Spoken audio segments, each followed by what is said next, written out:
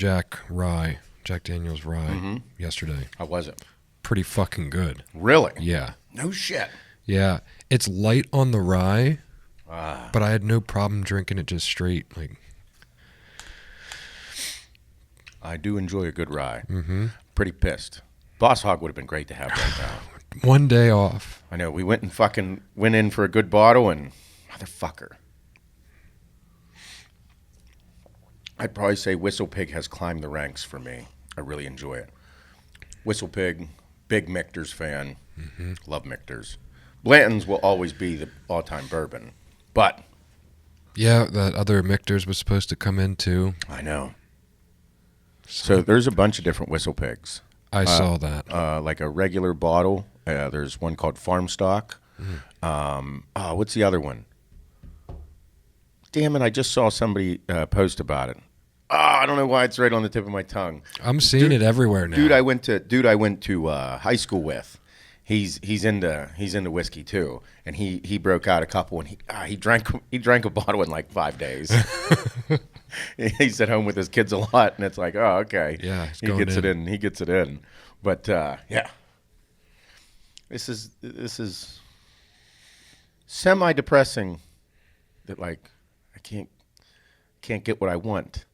They're doing it to us. They're like, oh, you can't buy anything, so I want more, obviously. Yeah. Well, now we're gonna put dents in things and can't replace it right away. I know. That's what I'm concerned about. I might start drinking what I don't like. Oh, there's not many that I don't like. I'm more in the winter. I was all about Scotch, the holidays. But now, like once the holidays passed, bourbon, all bourbon and rye, bourbon and rye. I'm just scared of that Lafroig. The smoke shelf. It's a tough shelf, dude. The shelf of smoke. Yeah, you can smell it when you get close. I mean, Macallan M, all-time best Scotch I've ever had. Yeah. Out of control. Lafroig 27 up there is my number 2. Mm-hmm. I never thought I'd say that about a smoky Scotch. It's out of control good. There's not a lot of smoke, light smoke, but then just after you've had a few sips, you start to taste the floral notes. It opens up. Put a drop of water in there. Phenomenal. I love it. I had a sip of the Glenfiddich Grand Cru. Oh, yeah. Yeah, yesterday. I hate the bottle, but I love the Scotch. I hate the bottle. The bottle's terrible. I almost put it back, and I'm like, no, it's good. I remember it being good. Yeah, and it was. It's smooth. Very good. Yeah. I have no idea what's left in there. You just can't see. I don't like black bottles. I hate it. I don't like it. The other one, I think it's Macallan Era, AREA. I don't know if that's it. The area, but I don't think it's pronounced area in Scotland. ERA. I don't know. I can't remember, but it has. Macallan made a black bottle, and then Macallan. I think they have another one that's all black, and I don't like the presentation. I want to see it. I want to see the liquid. I want to see the colors. Mm-hmm. I love it. No, Macallan M is wild. The most. You can't even call it a Scotch. It's just like in Macallan Rare Cask. It's just if anybody's listening and you're into Scotch, Macallan Rare Cask it's like a $300 bottle, but it is the best holiday bottle you could have in your house. Yep. It has such great nose on it. The mouth, the taste, just so complex. It changes year to year slightly. Like there's Macallan. I think we had number 1. I believe from 2018. Yeah. And then you got one from 2019. Yes. But the finish, long, oily, just incredible. It's the longest finish on a Scotch I've ever had. It is.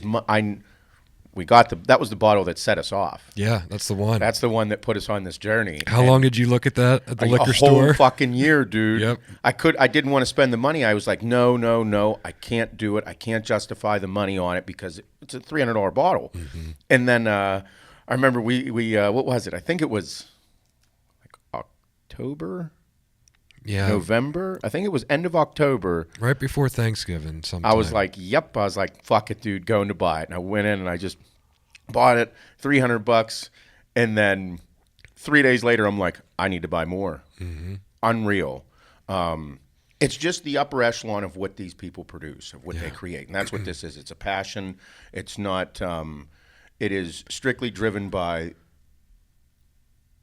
I don't know how, I'm so fascinated with how they all taste different. Yeah. There's not one up there that's the exact same. Well, it's amazing. Some of my favorite bottles are under $100. Yes. Most of them are. One of my favorites up here, Blanton's is my favorite bourbon. Yep. But I mean, Victor's, Weller. another really good, an Irish whiskey, Yellow Spot. Yes. Yellow Spot. I think Yellow Spot's a $99.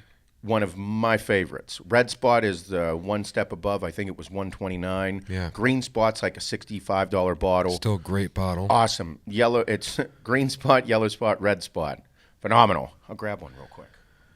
Yeah, we only found the Red Spot that one time, right? Up in Cranberry. Yeah, when we were in Cranberry. But the Yellow Spot, almost every liquor store has the Yellow Spot. And if they don't, get Green Spot. Yeah. Killer. They're all really good. This is, I'd say, like, I never would have expected it. It was like a sleeper to me. Like seeing a Yellow Spot. I mean, I would not grab that bottle. No. I just wouldn't. I remember whenever we were getting our haircut down at EJ's.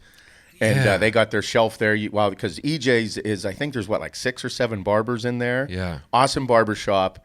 And they have a shelf with all their whiskey and shit up there so you can have a drink while you're waiting, Friday afternoon, Friday morning, Monday morning. Hey, I don't know. It's a judge-free zone. Yeah, you can't go judging people in a barber shop. You bring your kid in there, he's going to hear fuck. At least if I'm in there. Yeah, right. At least once. Yeah, I'll watch my mouth for a second. Yeah, the barbers are fine. It's you got to watch out for. Me, I'm here for the gangbang. Mom looks at me, she's like, really? It's like, shit. Damn it, fuck. Damn it, Shouldn't have Seth. said this. But they had their thing, and I'm like, you guys, and we were talking about it, and I was like, oh, you guys need a bottle of Yellow Spot. And they're like, oh yeah. I was like, fuck it, dude. I went to the store and grabbed one, and we go back like 2 weeks later. Yellow Spot's not up there. Nope. I'm like, where the fuck's the bottle of Yellow Spot? They're like, we ain't leaving that out here for nobody. They're like, it's back on the fridge if you want to drink. I go back there, and there's like a sip left. There's a swallow left in the bottle. I'm like, you motherfuckers they're like fucking awesome. Yeah. I was excited. Yeah, really good. Grab that Cuddy. No, I'm kidding. Cuddy Sark. Here. Cuddy Sark just looks bad. So this is probably good find. This is my favorite rye up here. Peerless. It's Kentucky straight rye whiskey. Awesome. I saw it online. I follow a ton of whiskey and Scotch pages online, and then when I was down in Orlando for the gymnastics meet, they had their bar at the hotel was phenomenal, filled with whiskeys. Shitty Scotch selection, but it was whiskey, bourbons, awesome stuff. And they had this, and I was like, oh, I can't. It's aged 3 years. Like, this can't be that good, But I was like, yeah. I started talking to bartenders, and after buying a couple different types, started shooting the shit with them, and they're like, you're into whiskey? I'm like, yeah. So they had a ton up there. They're like, hey, you want to try a bunch of whiskeys? I'm like, fuck yeah, dude. Yes. Because I was tipping the shit out of them all week, Finally said, fuck it, I'm gonna get a little tuned up, and I was trying a ton, but this one is what they had up there. Tried it, awesome. Yeah, another tasty one. Very good. If you're into ryes, this is definitely worth it. We got that down in Oakmont, right? Or not Oakmont, Fox Chapel. Fox Chapel, yeah, they had a bottle.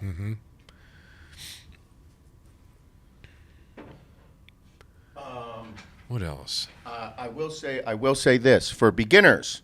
Anybody out there that's just starting to get into bourbon or curious about it or anything like that, Basil Hayden's is a great place to start. It's an easy drinking whiskey. One of my favorites. I think that at the house, everybody should have one at the house just to hold on to. I mean, it's good, neat, on ice. Good in an old-fashioned. Old-fashioned, yeah. Yeah, it's not overbearing. It's not going to burn the shit out of your throat. Really good nose, really good flavor. It doesn't, no burn. I mean, I am a seasoned vet. I could probably down half the bottle and still fucking lay the law down at home. Yeah. Basil Hayden 10-year. That is phenomenal. Bro, that bottle did not last long. No, that bottle was gone in like 4 days. Yep. Should have poured himself half a glass. Yeah. Okay. If anybody wants one that'll fucking rock your world, whiskey wise, Booker's. Oh, yeah. Booker's will set your ass on fire.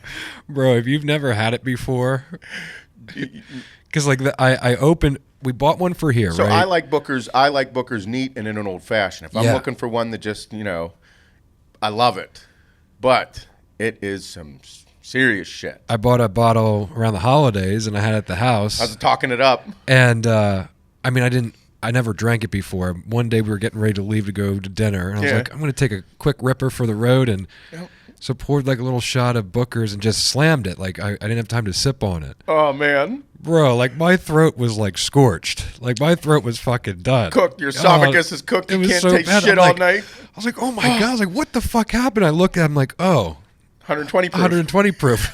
That explains a lot. Yeah, but the bottle here didn't last either. We got the bottle a Little Book. Yeah. Up there, that's a good shelf up there. What's up there?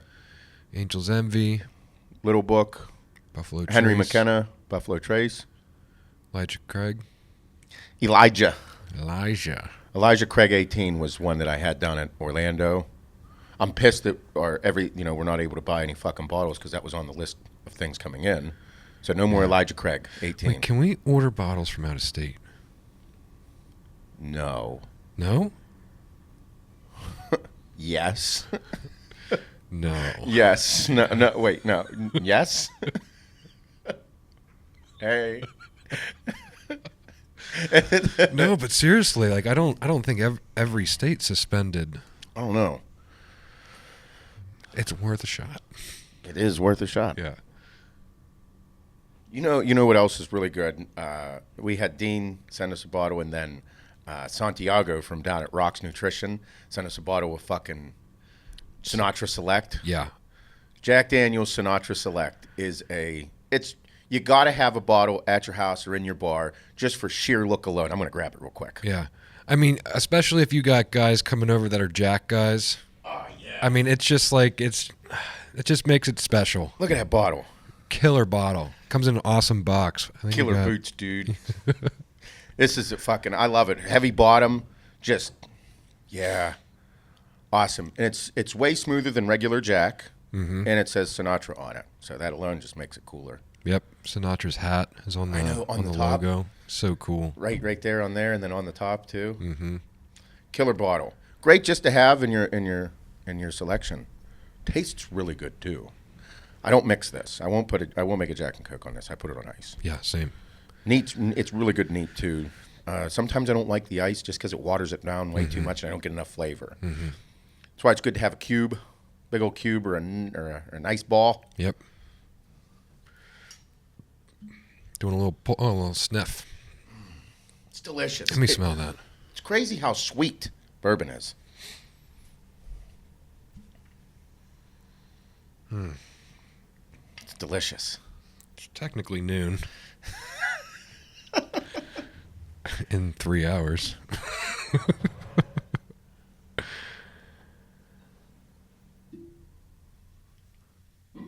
Yeah, right? Very light on the rye. Yeah, the Jack, what is that? Rye Select or Single barrel. Single barrel rye?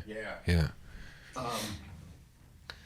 No, I enjoy it. I suggest if you're a new whiskey or Scotch connoisseur to not start with flavored bourbons and flavored whiskeys. No, you don't. No.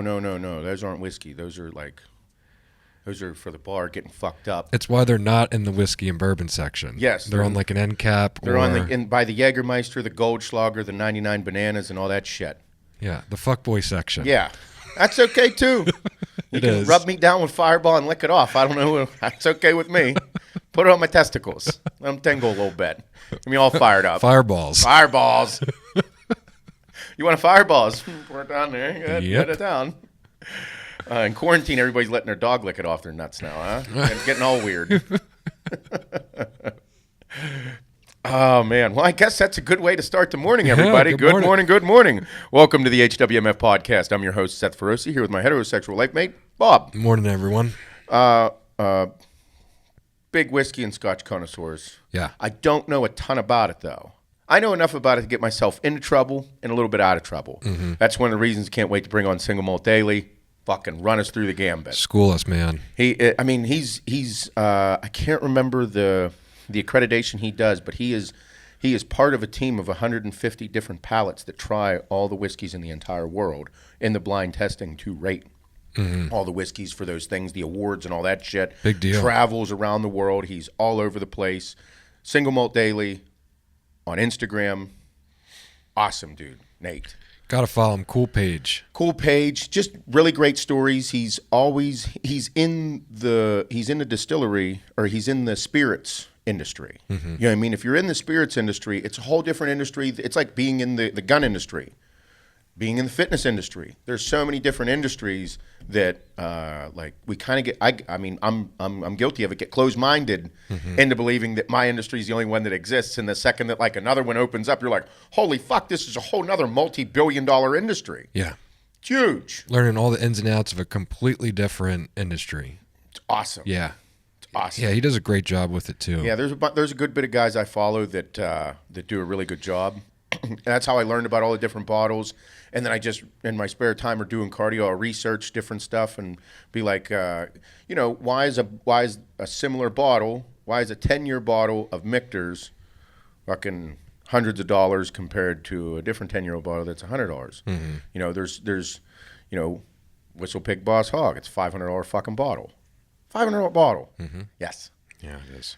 So, I mean, it's cool whenever there's four of us that are into it, so it's like, oh, yeah, that's definitely worth it. Mm-hmm. That's not a problem at all. We could, We'll take care of that. I'll definitely do that.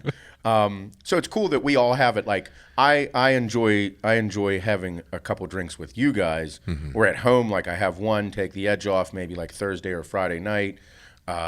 Saturday night, go out, have a drink or two. But it's not like whenever I'm with you guys, we go through the whole everybody, we all pick, we all smell, we all taste, we all do it all together. And it's just something that we've all become, it's how we do things. It's a whole different experience. Yeah, if you got a group of buddies and you all get together, bring a bottle and all taste test, and it makes it fun. Oh, yeah, and us four just being in business together, it's how we run our weekly meeting. We sit down, we have a drink together, go over all the business, different aspects, all the way from fucking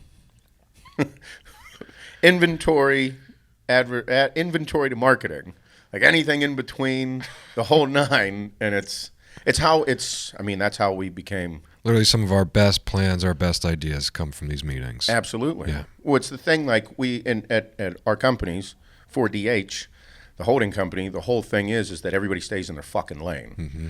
I'd probably say that for any entrepreneur or business people or anything out there. I will say that the same could be said for other people that have business partners. Mm-hmm. Whenever you have business partners, I remember in the beginning, everybody's saying I was a fucking moron for giving you half. And I'm like, I can't do his job, though. Why would I fucking not do that? Right. Got to have skin in the game. If nobody has skin in the game, it's hard to do. And I was like, no, I got to. And people are like, that's a really bad idea. And I'm like, if I don't do it, there's no fucking company. Mm-hmm. And if I don't exist, he has no company. If he doesn't exist, I have no company. I just have an idea. So we all stay in our lane. Mm-hmm. We cross over and give advice or questions and play devil's advocate. Yep. Fucking you name it. It's like, hey, dude, I'm going to come at you right now with a slew of different situations or scenarios that could happen from your decision. Mm-hmm. And I'm just seeing how good you are at your fucking job right now. Yeah. So it's the same like with Pat, Mike, myself, and you. We all stay in our fucking lanes. Mm-hmm. I think I'm going to attest that's one of the reasons that we have such success with everything we do. Not only because of how good we are at each job, but how supportive we are of each person in that role and how serious we take it. Yeah. It's just as important. Most companies don't have multiple business partners. Maybe one, maybe two. But it's just as important to trust and in your team and let your team do their job as well. Absolutely. Because I worked in an environment before, phenomenal hiring process, hired a killer group of people that were excelled at each of their jobs, but didn't let them do their fucking jobs. Yeah. You micromanage everyone. What's the point of bringing those special people on? If you're going to micromanage them. Right. So you can guide them in the beginning and give them advice or support them and make sure that they have a platform. Right. But don't fucking micromanage. No, it's much better to let them learn on their own, fail at something, learn from on their own, and move forward. And not only that, it's micromanaging and holding someone's hand is completely different as well. Yes. Micromanaging is breathing down your fucking neck to see what you're doing. Holding someone's hand is them not stepping up to the fucking plate. You're right. You have to lead them there. Okay, here. In the environment you were in, I know the individual as well, it's like crazy good at that. But then not letting them do exactly what you hired them to do. Yeah. That's tough.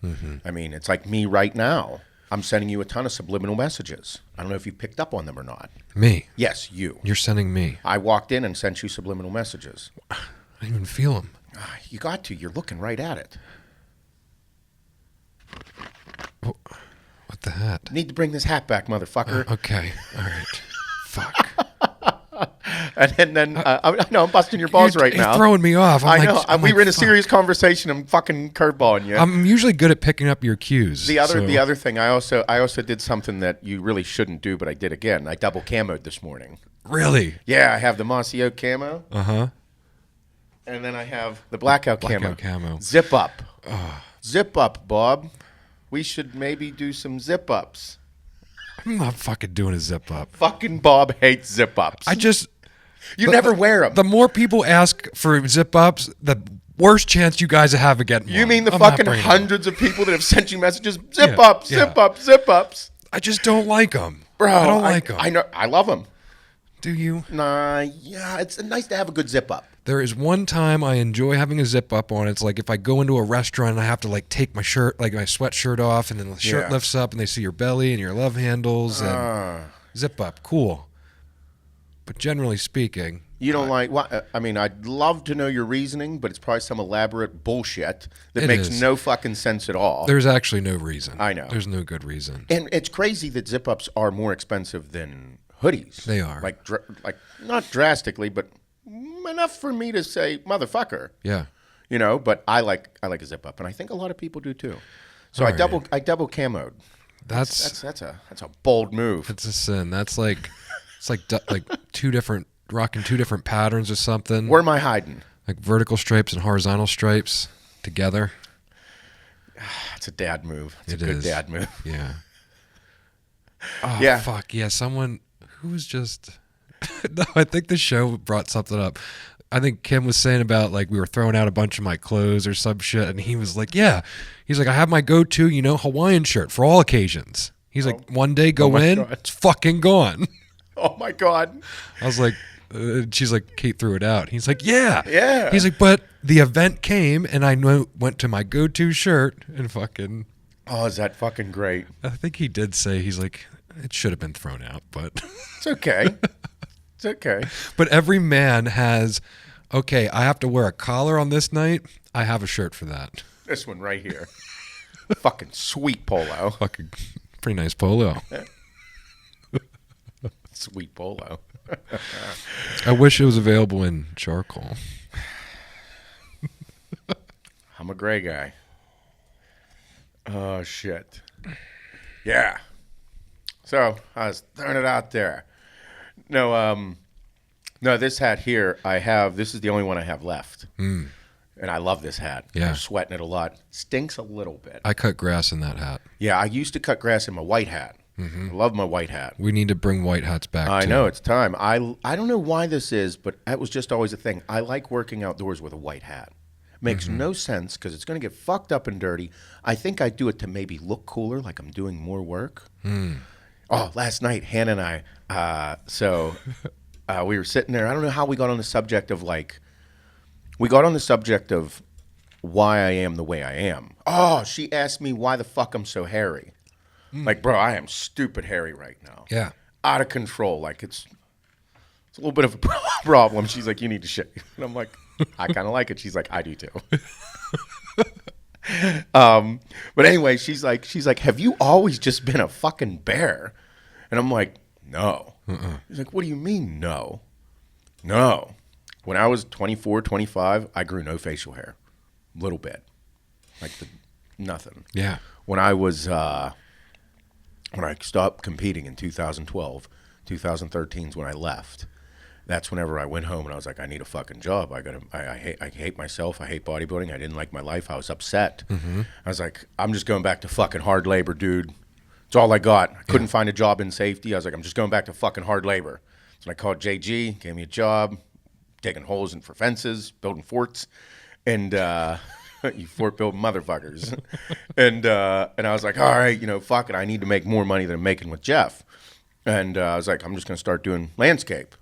So I started cutting fucking grass. I could do, I grew up doing everything hard labor. So I was like, I'm going to build I'm going to do anything. So my dad was doing some work at this townhome complex they're all the same. They're townhome complex. Mm-hmm. It's like 124 units. And then there was another one right next to it that was like 45 units. Yeah. So the one that was like over 100 units, they needed a new landscaper because their crew came in, they just fuck it up. They come in, fly through everything, and it was a high-end fucking place in Fox Chapel. Mm-hmm. So my dad's like, hey, my son does landscape. And they're like, send him up. We'd love to hear it. I was like, okay. So I go up there. I'm like, yep. I was like, I can do all this. So once a week, I went there and I cut grass. Mm-hmm. And it was like, I think I got like $3,200 a month for cutting the grass. Wow. Yeah. I had to keep grass and leaves. Yeah.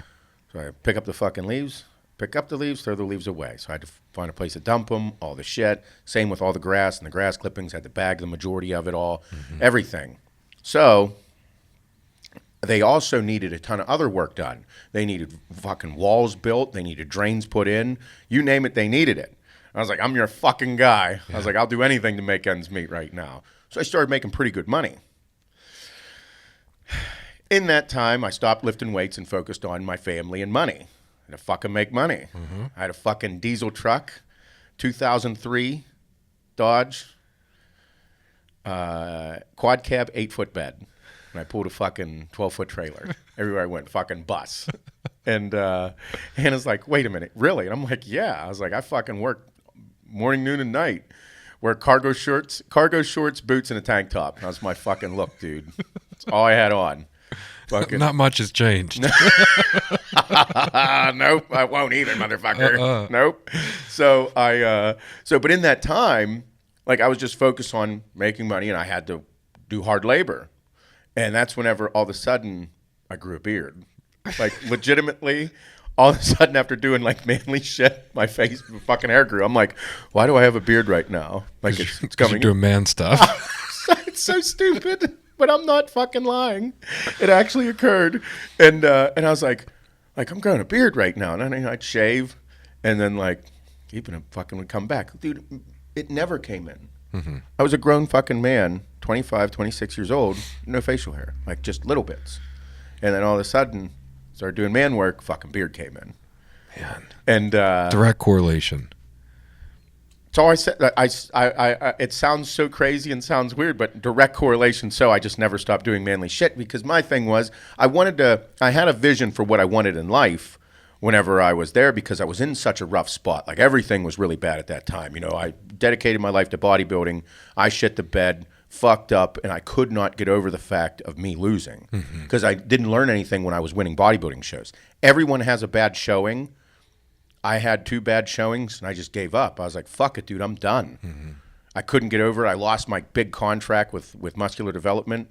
Lost the show. Day after, got a fucking letter saying you're fucking cut. I'm like, I thought it was a contract. Right. I thought like we negotiated a contract. Nope, fuck you, kid. I'm like, I don't have any money to fight him. Yeah. So I lost the contract. Yeah. So left and went into it, and I always had this vision in my head of what I wanted to do because I was like daydreaming, the visions, the daydreaming. I was like, I just want to like live in the country, cut trees down, have a wood burner in my house, heat my house by wood, just do manly shit, take care of my family, have my kids play in the yard, have my garage, have all my cool shit, hunt off my property, all this. That was in my head in 2013. 2014, wanted to do it. 2015, still in my head. It never left. That was what I wanted. Lo and behold, I now have that. It's exactly what I have. And it's something that, that's why I say that daydreaming is so important for people. Because if you actually like think about it, visualize it, and hold yourself to it, you can actually make it happen. Problem is you actually don't know exactly how it's going to happen. Yeah. So last night, Hannah and I were talking, and she's just like, she's like, it just showed up one day, huh? I'm like, yeah. one day might have been like 6 months, but like over that time, it just occurred. Yeah. Yeah. Her and I, we were bullshitting about like the whole process of everything and how everything happened. Mm-hmm. It was fucking blew my mind. Yeah. Yeah, I mean, while I didn't know before we linked up again, to start AAR, I mean, I had a vision of what I wanted out of life. I didn't know how I was going to get there yet. Yeah. I literally thought about things for so long that they started to happen. Yeah.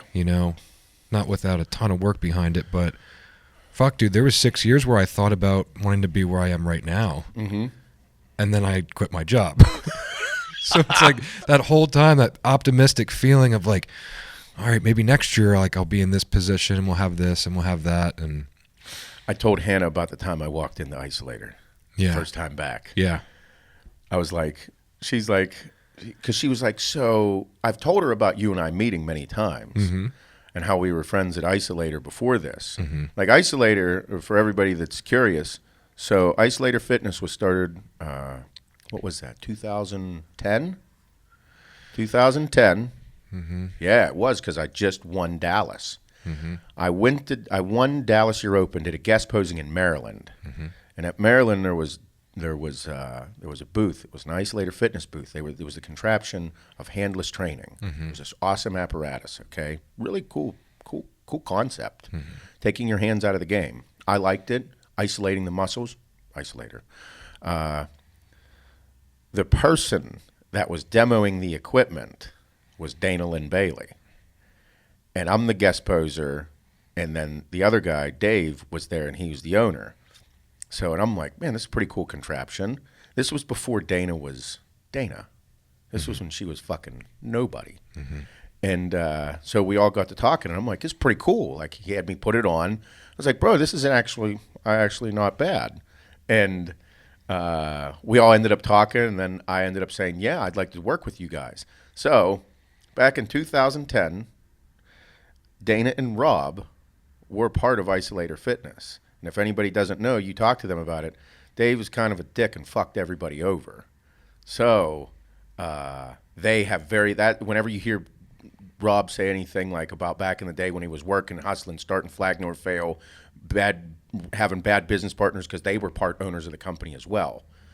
That's where that bad blood is. But lo and behold, those two were nobody, and they had a vision themselves. Mm-hmm. That's what they were They were creating and conceptualizing something of their own.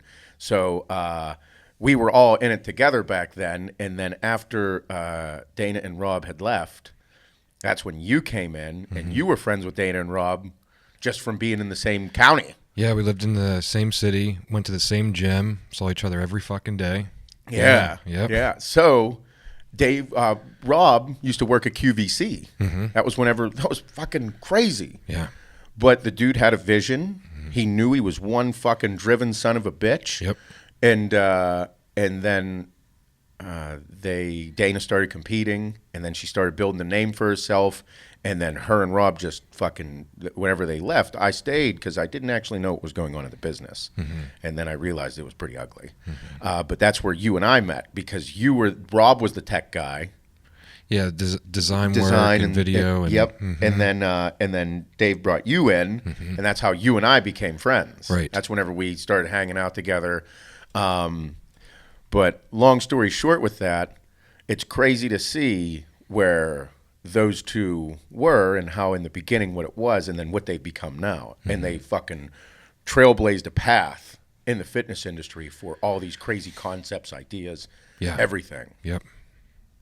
But so back then in 2011, 2012, I had a very different look. Yeah. I had the fucking clean cut, fitness, chubby, no facial hair, just a different look. Yeah, when you split from the company. Yeah. The last day we hung out. Yeah. You were clean cut, shaved head, no beard. Mm-hmm. Yep. Just in it, bodybuilder in it. Thick motherfucker. Yep, eating fucking bagels and you name it. Yeah. Bagels out of a bag, chicken out of a bag. Yep. Fucking still my MO sometimes. There's no bagels. No bagels. Yeah, those have been removed, but That's fast forward. So then I walk in. So then I've been talking to Bob here and there because I've been working hard labor. Mm-hmm. I was doing the landscape stuff. We still stayed in somewhat a touch. Then I went into safety for a couple years. And then when I was in safety, I was just wore jeans, work boots, fucking flannel, and a ball cap every fucking day. Right. Had a beard. That was it.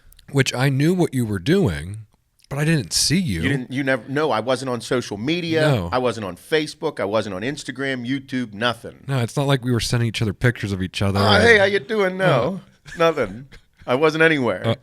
So I had the idea about All-American Roughneck and coming back to the industry. I also stopped lifting weights for a year and a half.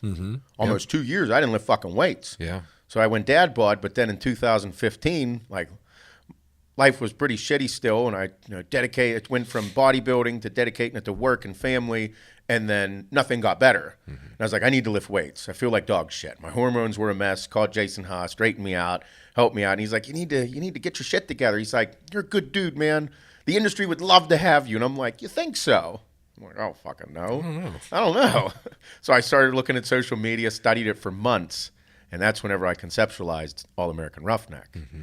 And so this is 2015, November 21st, 2015. Haven't seen each other in fucking 3 years? 3 years. 3 years. Almost 4 years, yeah. I walk into that motherfucker, fucking big as shit, like 230 pounds, fucking beard, flannel, jeans, and work boots. Yeah, we're all in a meeting. There's like 6 of us, 8 of us in a meeting. And you come walking in, I'm like, what the fuck? Who the fuck is this guy? It was such a shock to see you. It was like literally a shock. Yeah. I'm like, I don't know if this is the same. I think I met him. I think I know him. Yeah. That was not what I was expecting to walk through the door. But that is actually when immediately I was like, all right, we have an angle already. And he didn't even give me the idea about All-American Roughneck yet. Well, it was because it's who I was. That's what I mean. It was crazy because I was traveling so much for safety. 62,000 miles in 2015 I drove. Fuck, dude. Yeah, it was nuts. So I drove everywhere and I was meeting all these people. And at the time I was on social media for fucking months because Jason was, I should get back into lifting weights and you should get back in the industry. And I'm like, I don't know anything about Instagram. I don't even fucking know. I don't even have an account. Yeah. So I ghosted everybody as Seth Feroce. No posts, no nothing. Nobody was searching my name, nothing. So I had that and I just studied social media for 4 months. So meanwhile, I'm traveling everywhere and I'm like living in like reality on different job sites, oil and gas, construction, manufacturing, production, blue collar, white collar, you name it, I'm in it. I'm training people on, man lift, scissor lift, forklift trainings. I'm doing first aid CPR, teaching OSHA 10, OSHA 30, Safeland, you name it, I was teaching it. So I was talking and conversing with all these blue collar motherfuckers. And then the white collars as well had to take these courses as well. Supervisors, project managers, everybody. So I'm talking and I'm like, all these people are fucking awesome. These are awesome motherfuckers. Like they're all hardworking American people. Like these are my people. I get along with them. I loved it. But then I'm like, I don't see any of these people on Instagram. Why don't I see these people on Instagram? They've got to be on Instagram. Why is the American working man not cool? I was like, why do I not see enough of these hardworking motherfuckers? I don't see them on Instagram. And that's when I was like, that's what I'm doing. I'm going to make the hardworking American family man cool again. I was like, that motherfucker got to be cool because these dudes here are the hardest motherfuckers. They're mean, they're nasty, they'll bust your balls to no fucking end, but everybody's on the job working for their family. Because as a safety guy, you are the fucking medium. You are the fucking dude that has to be able to converse with the grunts, the foremen, the supervisors, and the owners of the fucking company. So you have to be able to go learn the culture here, take it back to the ownership, take it back to management, and then they have to tell you, we need to change the behavior of this fucking group of grunts. I'm like, okay, this is going to be a fucking experience. Yeah. So you have to get to know the people. You have to get to see what makes them tick, and you have to find ways to get them to become better. And that's whenever because I was a consultant, so I worked for so many different companies and so many different industries, construction, oil and gas, all that shit. So had to get to know everybody. And I was like, I'm going to come on Instagram. This is going to be me. I want to make these people cool because they're the coolest motherfuckers in the world.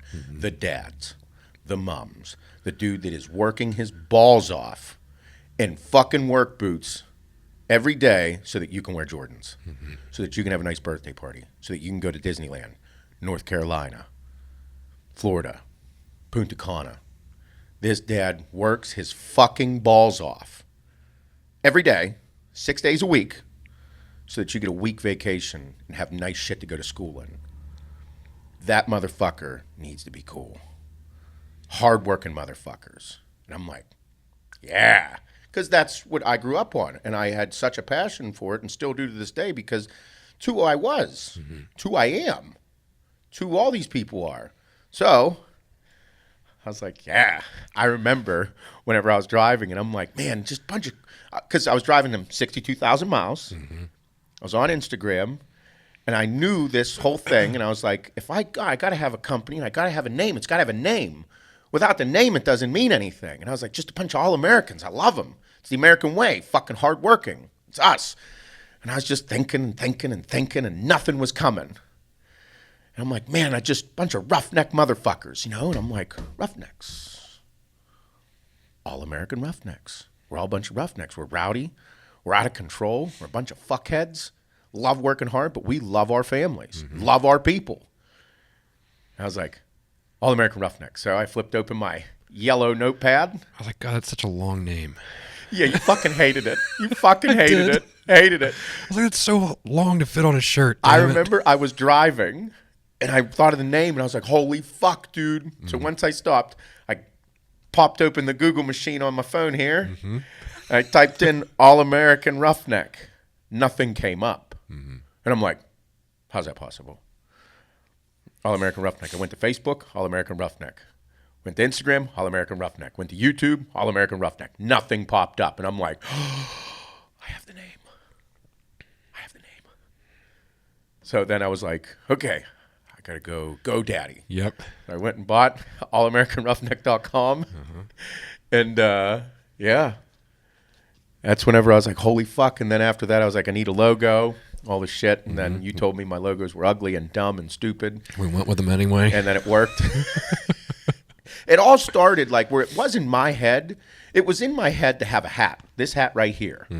Because I was a hat guy. Working, I always had a hat on. Working outside, hat on. Whenever I was on job sites, hat on. Because I wore a fucking hard hat. I was always either, I had to go from meetings to being outside, to being in the cold, to being anywhere. So I had my fucking hard hat. I can't do your hair with a hard hat on. I'm not going to be the guy that goes, put it on my head. Fuck you. I wear a ball cap. I got to go into a big meeting. I don't give a fuck what I look like in a meeting. I'll wear a collared shirt, sure, but I'm still wearing a fucking hat. The fuck does this thing have anything to do with what's coming out of my mouth or my knowledge base? Because you're here, you're paying me to tell you what needs to be fucking done for this culture. So, again, a little bit of a dick. So I always had on a hat, but every time I'd buy them, anytime I'd see a cool hat, I fucking was like, yeah. But there wasn't many cool ones, and I was like, I need to have a cool hat. This hat was what I thought of. Yep. The shield, the AR. It was awesome. I look back upon it because everything that I was thinking of and visualizing and conceptualizing, and then whenever you came in with it and brought it all to life, like, this is it. We have given every hardworking motherfucker a name. Everything that I was thinking of, it's happened. And all these people that are here are like, fuck yeah. It is the coolest thing because now there is a large group of proud people on the internet to show their hard work, their passions for their work, their passions for their family, and tag somebody like us that says, fuck yeah. Slap your old lady on the ass. Eat that motherfucker. Love your kids. Go to work. Work harder. Get a fucking promotion. You want it, go get it, motherfucker. It's all there. You got it inside you. I fucking love it. Oh, man, bro, this was like midnight last night. I was fired the fuck up. Yeah. I was fired up. Man. I still am. Yeah. It's exciting, right? Bro, it's insane. Every day it humbles me. Every day. Oh, dude, and to see all these people also that have been following us for a long time, but also continue to make their life better. Mm-hmm. And then anything that we do is to the level of quality that I would have held myself to previously. Mm-hmm. Like, fucking crazy. Yeah, I mean, some of these guys had nothing a few years ago. Yes. Some of these fans and our followers, and the people that were buying T-shirts then and could not afford to buy them then, bought them then. Yes. And they're buying even more now because they got significant others, they got families now, they got better jobs, they got bigger promotions, they finished school and then got the big job. Yeah.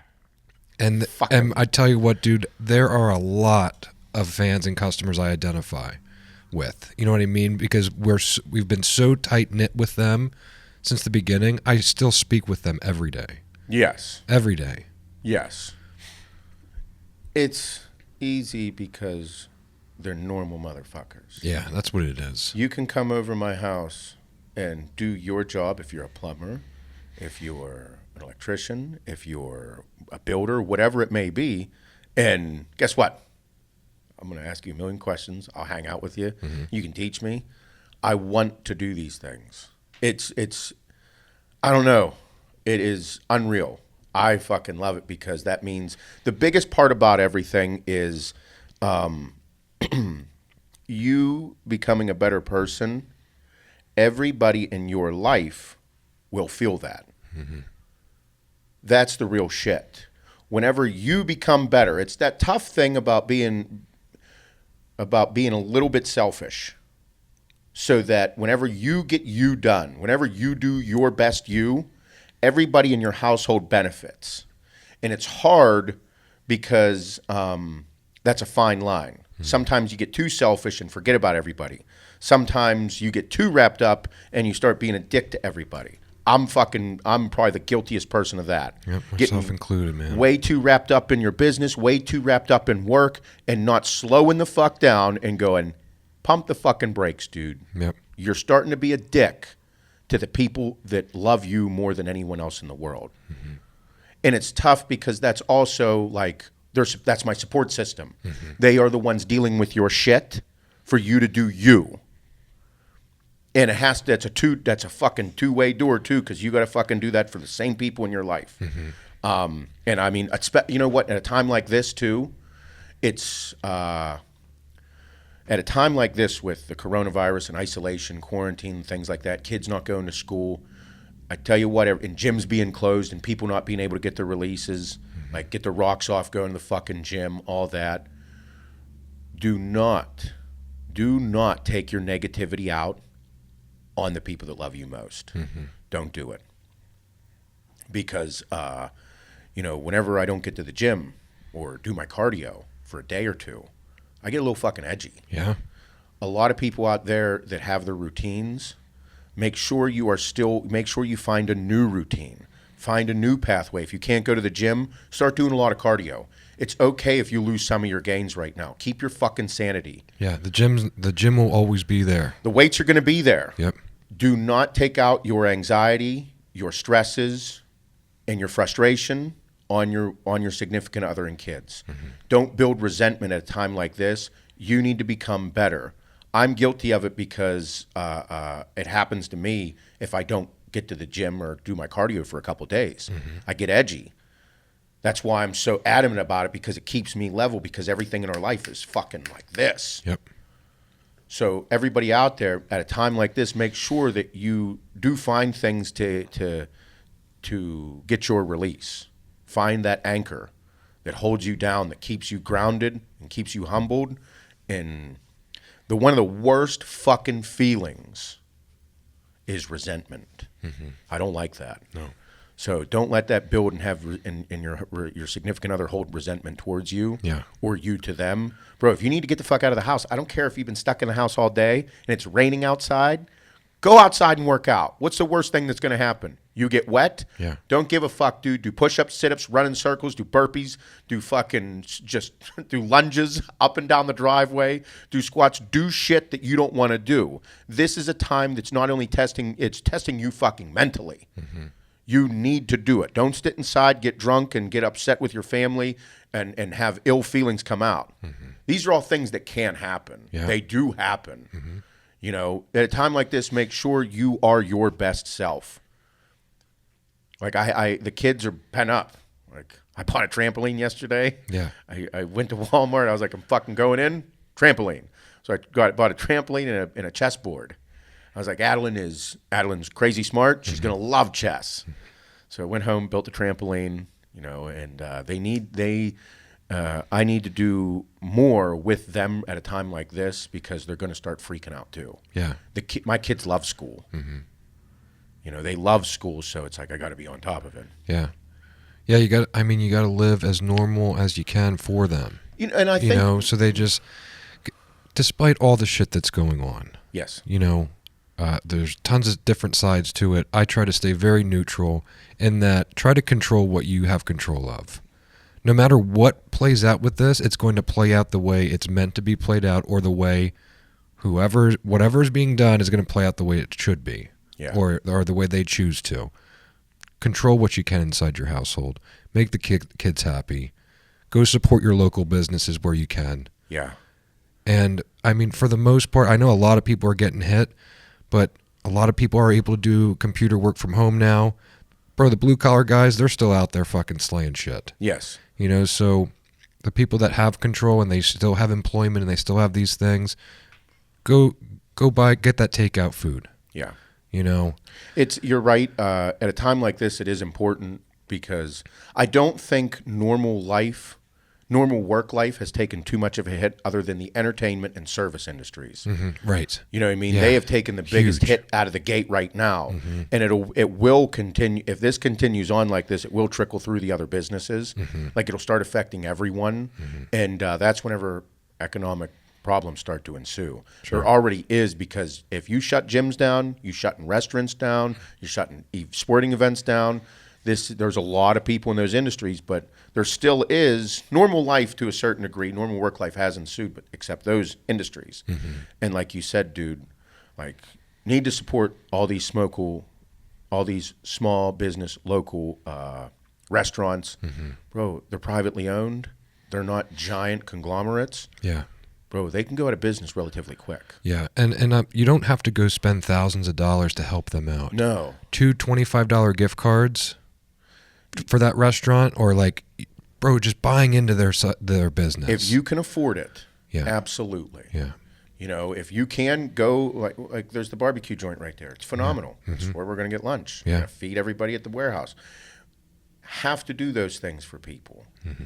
If you don't support them, then they're going to go out of business. Mm-hmm. Your small towns will dwindle in size. Because it's scary, because I was thinking about it, and I'm like, man, like Panera Bread. Let's take Panera Bread. Go up to Greensburg, got Panera Bread, you got Steak and Shake, you got Applebee's, you got Chick-fil-A there, all the fast food stuff. They no longer get the same people in the doors. All right, they're giant conglomerates. Excuse me. What happens if half their employees get cut? Okay, half their employees get cut. These are giant businesses. They're still funded. They still will stay open. They might just have to, control everything a little bit more. The other small, locally owned ones that are just small business owners, bro, they don't have the same income for a month. Mm-hmm. They could possibly be fucked. Yeah. Because guess what? Rent still needs paid, motherfucker. Mm-hmm. And they're open. People are still there working, but they might not have the same revenue. Right. So that's why it's like, I couldn't imagine if some of these small places fucking closed up shop, it'd get fucking ugly. Yeah, it'd be bad. Yeah. Mm-hmm. So, if people out there, if you can't afford it, please do so. Mm-hmm. Like you said, even if it's a fucking $10 pizza, if it's a fucking $25 dinner, if it's things like that, don't, it got to do it, because I think things might get worse before they get better. Yeah. It's ugly. Yeah, and that's the other side. Like I fall into these slumps. Like this week, especially Monday. Monday was just a weird day here at the office. Weird day out driving around anyway too. But you need to still keep trying to find the good in your day. Oh yeah. Because if you don't, you're just going to be miserable every day, no matter what. All of this stuff's still going to be occurring. So, I mean, control what you can, especially your attitude. It's huge. And they've been talking a lot about social distancing. Mm-hmm. It's crazy that, I mean, my biggest fear is the control factor that the media has over the American people. Mm-hmm. It's very scary. Well, We're talking about social distancing when I'm like, if anyone has the flu, normally you stay inside. You stay away from them. Everybody knows these things. It's just crazy, the fear-mongering that's happening because the media, they're always attacking, mm-hmm. and ratings are up. The negativity drives ratings. Mm-hmm. It's a very scary thing. Mm-hmm. And you know me, like, I don't like negativity. I don't like the fucking clout chasing online. I don't like people talking shit. Mm-hmm. I get fired up. I believe that there's a difference between getting fired up for a few minutes and then legitimately going at a subject mm-hmm. and using negativity to drive traffic. Right.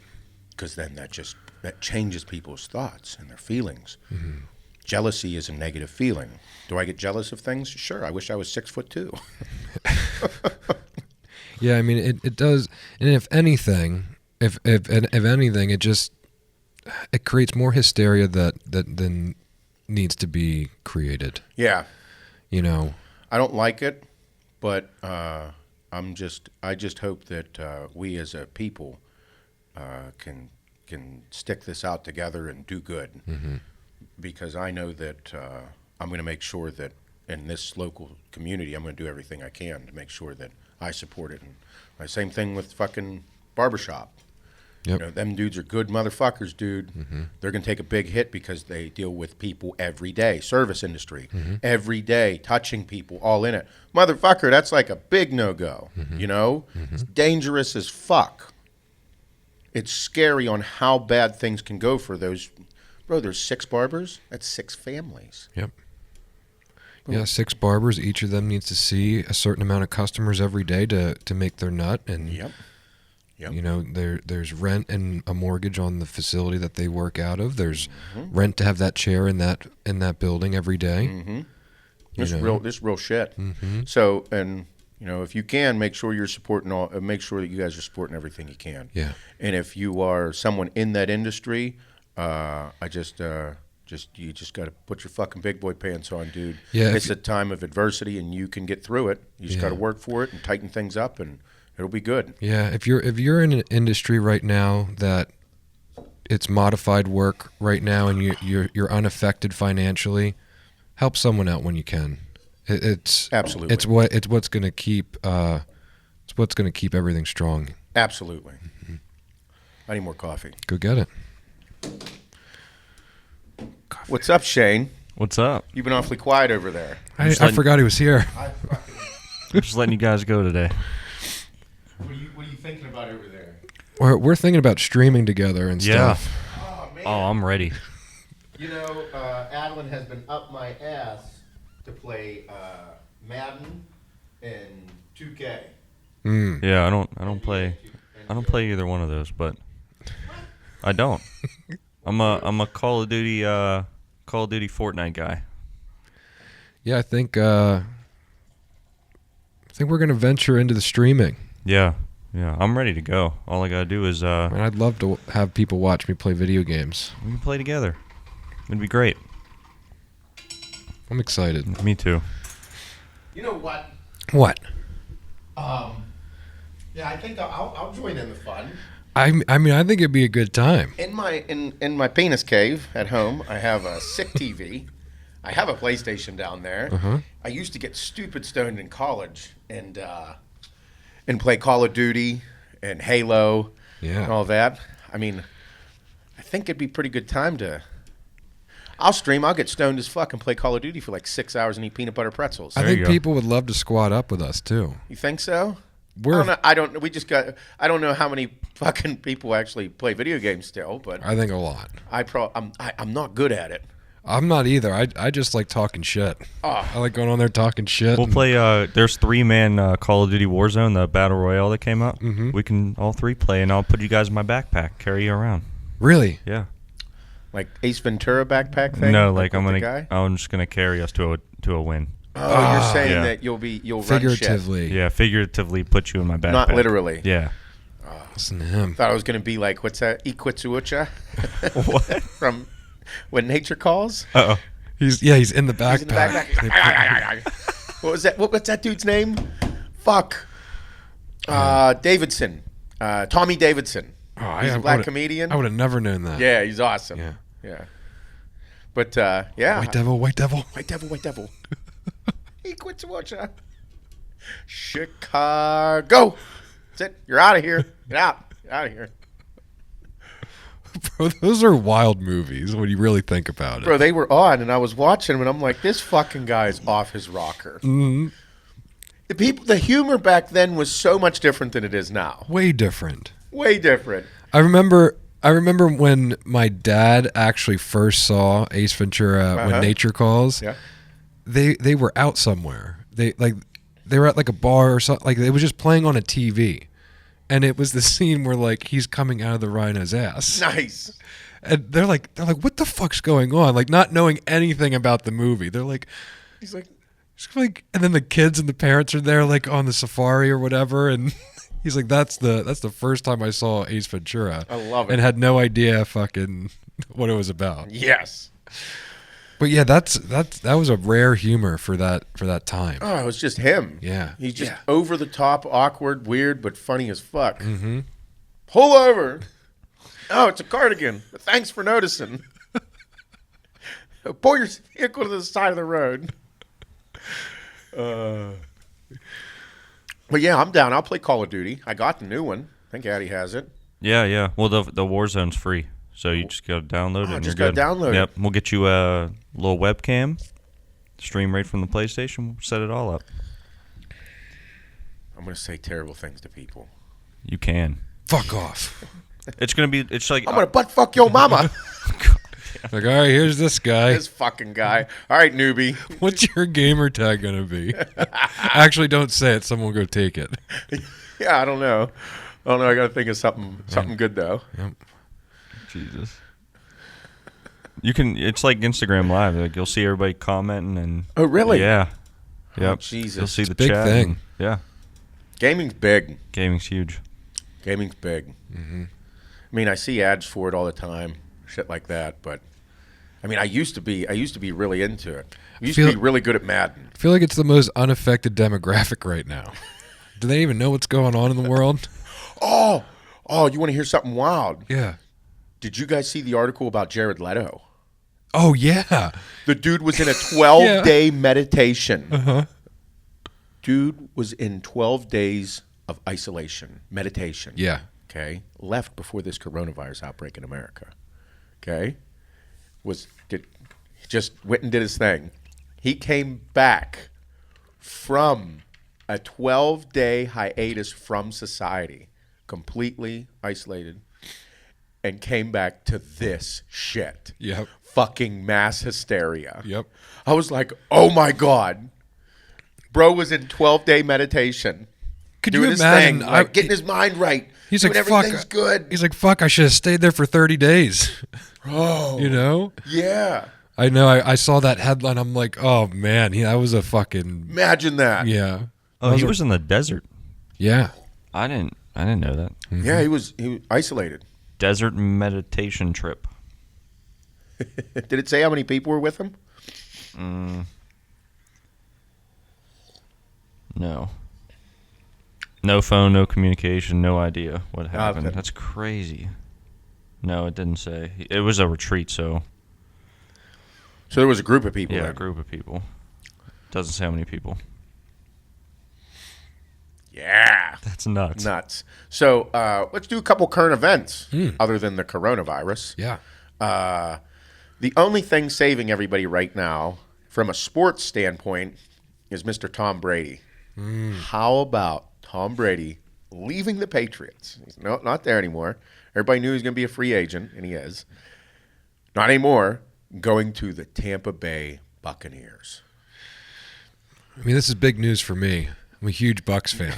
You know. What? Everyone knows this. Bob is such a bandwagon fuck. So I'm curious. We haven't talked to. Shane's big into sports and big into current events and shit. So I haven't asked you or talked to you about it. No.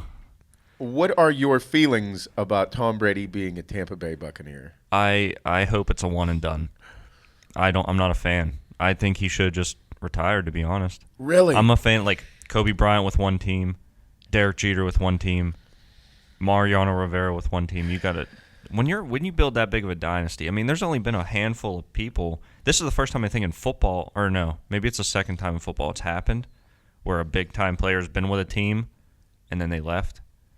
I think it's actually the first time. Emmitt Smith going to Cardinals. After 20 years, though. Oh, after 20. I don't think that's... Oh, Brett Favre.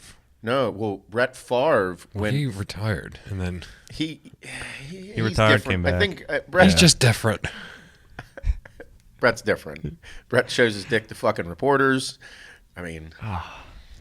nothing wrong with that. She might have wanted to see it, and she's lying. The bitch. Or maybe he just has a huge hung... He's hung like a fucking horse and wanted to show everybody. Yeah. I don't know. Don't know the real story. Either way, you can't send your penis to just anybody, Brett. But anyway... I think he should have went out on a high note, like with his. Well, I mean, he threw his interception the last pick or last play of his career, but I think he should have just went out. That didn't. I don't give a fuck. Yeah. Tom Brady has 6 Super Bowls. Exactly. I think he should have just went out. So how about the Super Bowl this year's in Tampa Bay?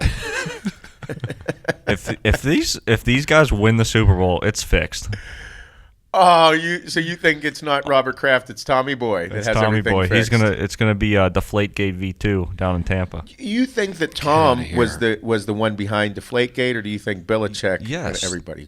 Let's hear it. Because the quarterbacks, they're the one that control the ball. Uh-huh. So they're with the equipment managers. They're like, hey, this is way too hard. You got to deflate it a little bit. Oh, I just go, okay. There's nothing wrong with that. You're allowed to do that, right? No. It's illegal? Yeah, there has to be a certain pressure in the football. You sure? Yes. Positive. I don't think so. I don't like Tom Brady. You don't like Tom at all? No, I'm with Chico. Come on. Man, okay. How can he not like Tom Brady? Because That the jawline, Steelers? that perfect, just amount of scruff. Did you see the video, like the meme they made of like it's Tom and Julian Edelman? I don't know if I saw that one. It's from The Town with Ben Affleck. No, I didn't see that. It's like it's pretty fucking funny. I saw the one where they did fucking Half Baked, where Tom's like, "Fuck you, fuck you, fuck you. You're cool, and fuck you, I'm out." Yeah. No, it was like they were going back and forth in the movie about Ben Affleck leaving the town. He's like, "I'm leaving this place in my rear view," and. But they put Tom's face on Ben Affleck, and it was hilarious. I gotta find it. Yeah, I can't believe I missed that one somehow. I thought for sure you would have saw that one. I'll find it. Damn it! What's the chances that Antonio Brown joins him in Tampa Bay? It'll ruin everything for me because I fucking hate Antonio Brown. I hate him. Yeah. What, do you like him? No, I don't like him. Okay, good. No. I'll jump across here and beat the fuck out of you. I like. No, Antonio he's psychotic. Brown. What? He's He's just trying to get a little bit of respect from the league, you know? He's apologized many times. More than once. Outstanding role model. Great father. One hell of a model American.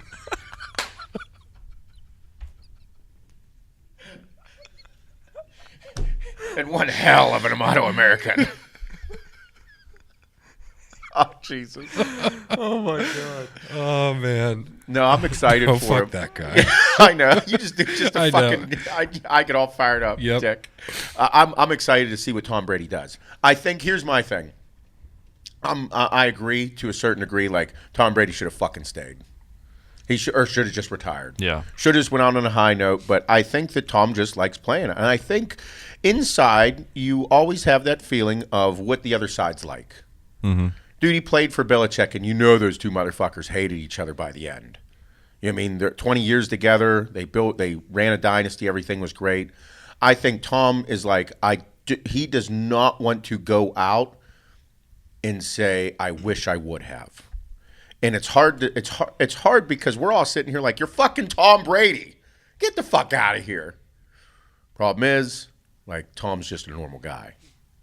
Like, he has the same feelings that we do about things where you're like, man, I'd really like to go play for another team.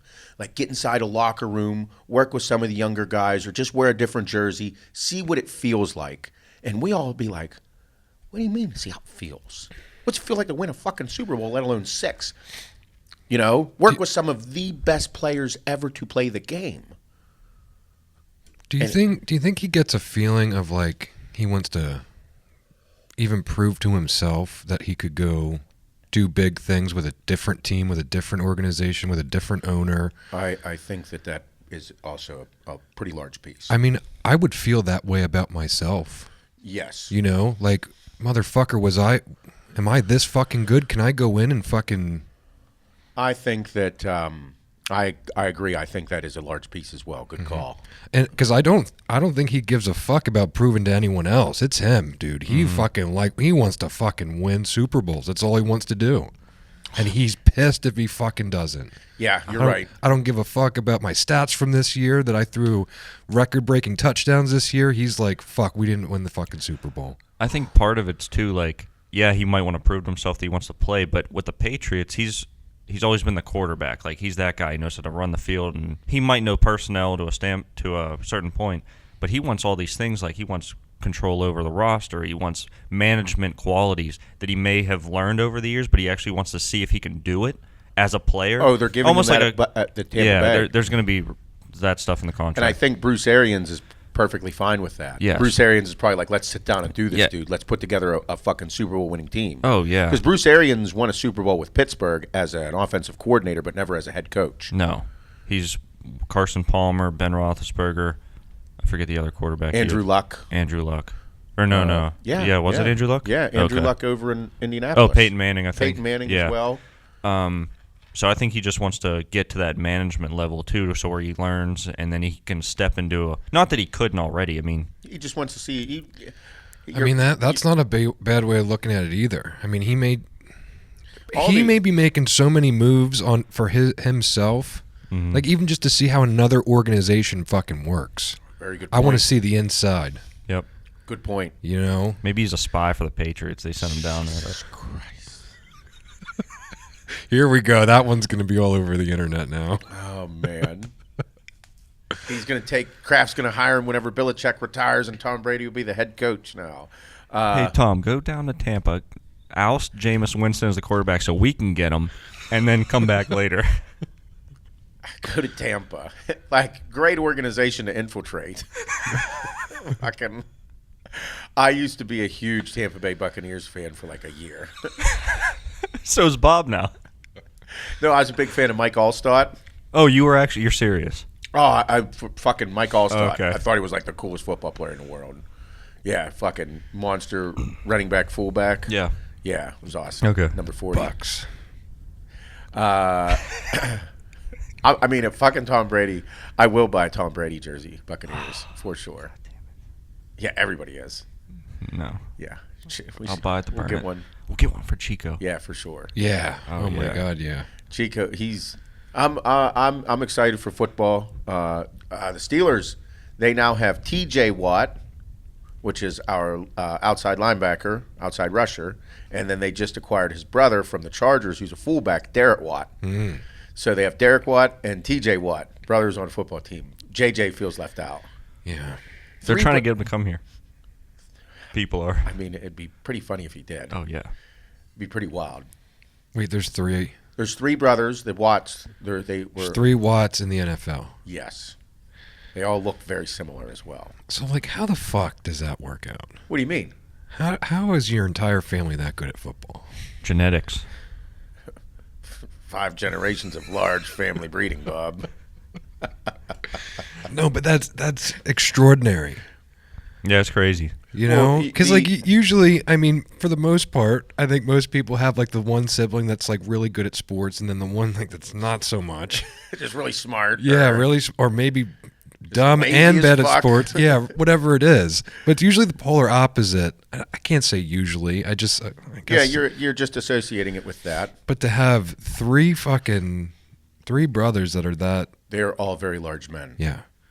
I mean, and not that they just didn't all just play football. They're playing at a rather large level. At the fucking highest level possible, making millions of dollars. T.J. Watt changed our fucking defense. J.J. Watt changed how fucking offenses scheme for a defensive player. Like, he's won defensive player two years, I believe. Defensive player of the year. I don't know. Yeah, I'm right. You're wrong. Yeah, I mean, and then their brother Derek is he's the fullback, and kind of like fullbacks don't exist anymore. But you know what city loves fullbacks? Pittsburgh. Fucking Pittsburgh loves fullbacks. Bruce Arians was the offensive coordinator. They won a Super Bowl. It was 2009. They won a Super Bowl. Bruce Arians was the offensive coordinator. They're at the parade for winning the Super Bowl.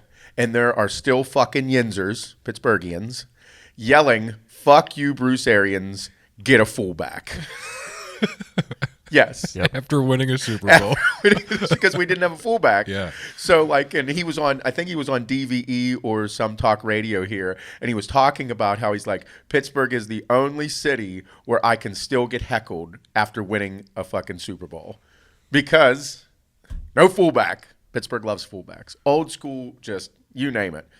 Anybody that's curious about what it's like for Pittsburgh dads, Pittsburgh parents, Pittsburgh life, go follow Pittsburgh Dad. Yeah. Google Pittsburgh Dad. Watch the videos. That is hardcore Yinzer Pittsburgh. That is Pittsburgh. Yep. Yes. And then you'll realize Pittsburgh's one of the Steelers, their hardest fans, probably in the league. I'd say Philadelphia is the biggest bags of dicks. Mm-hmm. They hate each other. Oh, they boo their own team. Yeah. So Pittsburgh sports and then Philadelphia sports, they're very intense, but in two completely different ways. Yes. Like, Eagles fans will fight Eagles fans. Yes.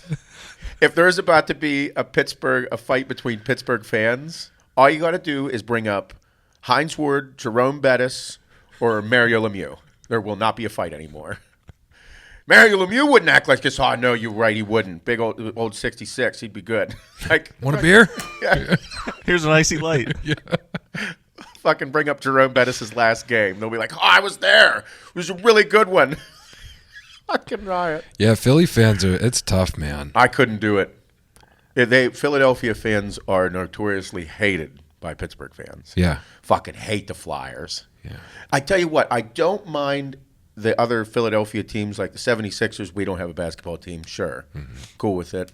The Eagles, I was a huge Brian Dawkins fan. Huge fan. So I liked that. I never went to a Pittsburgh Steelers versus Eagles game. No fucking go, dude. No. But I hate the Flyers. I don't like the hockey team. Nope, don't like them. I mean, it's hard to like them. I don't like them. A stupid mascot. I can't believe they did that. That's horrible. Grimy. Come on now. That's new. Wasn't that like last year? Yeah, huge marketing campaign. I thought it was a complete joke. Like, you're living in an era where you think you do some research and looks maybe like some a fucking different designs. Muppet. It's not good. Make something cool. Yeah. Like a badass fucking puck that, like, I don't know. I wouldn't mind if they did the Flyer Fanatic and made them orange. I don't care. Yeah, that's a good point. Right. Same thing. Yeah, but I mean the Phillies. I like the Phillies. Yeah, there's no issue with them. Just the Flyers. Just the I don't like the Flyers. Man, I just thought of something wild. What's that? I've never seen a regular season NFL game in person. What? I went to 2 or 3 games, but they were all like preseason games. No shit. I've never been to a regular season game. Oh man, we gotta go. Yeah. I fucking love it. I didn't even think about that. We used to get all hammered up when we were in high school and go to games. Yeah. It's awesome. Monday Night Football is my favorite. Bill Carr. Yeah. We didn't go to game, like, my friends didn't go to games in high school. No?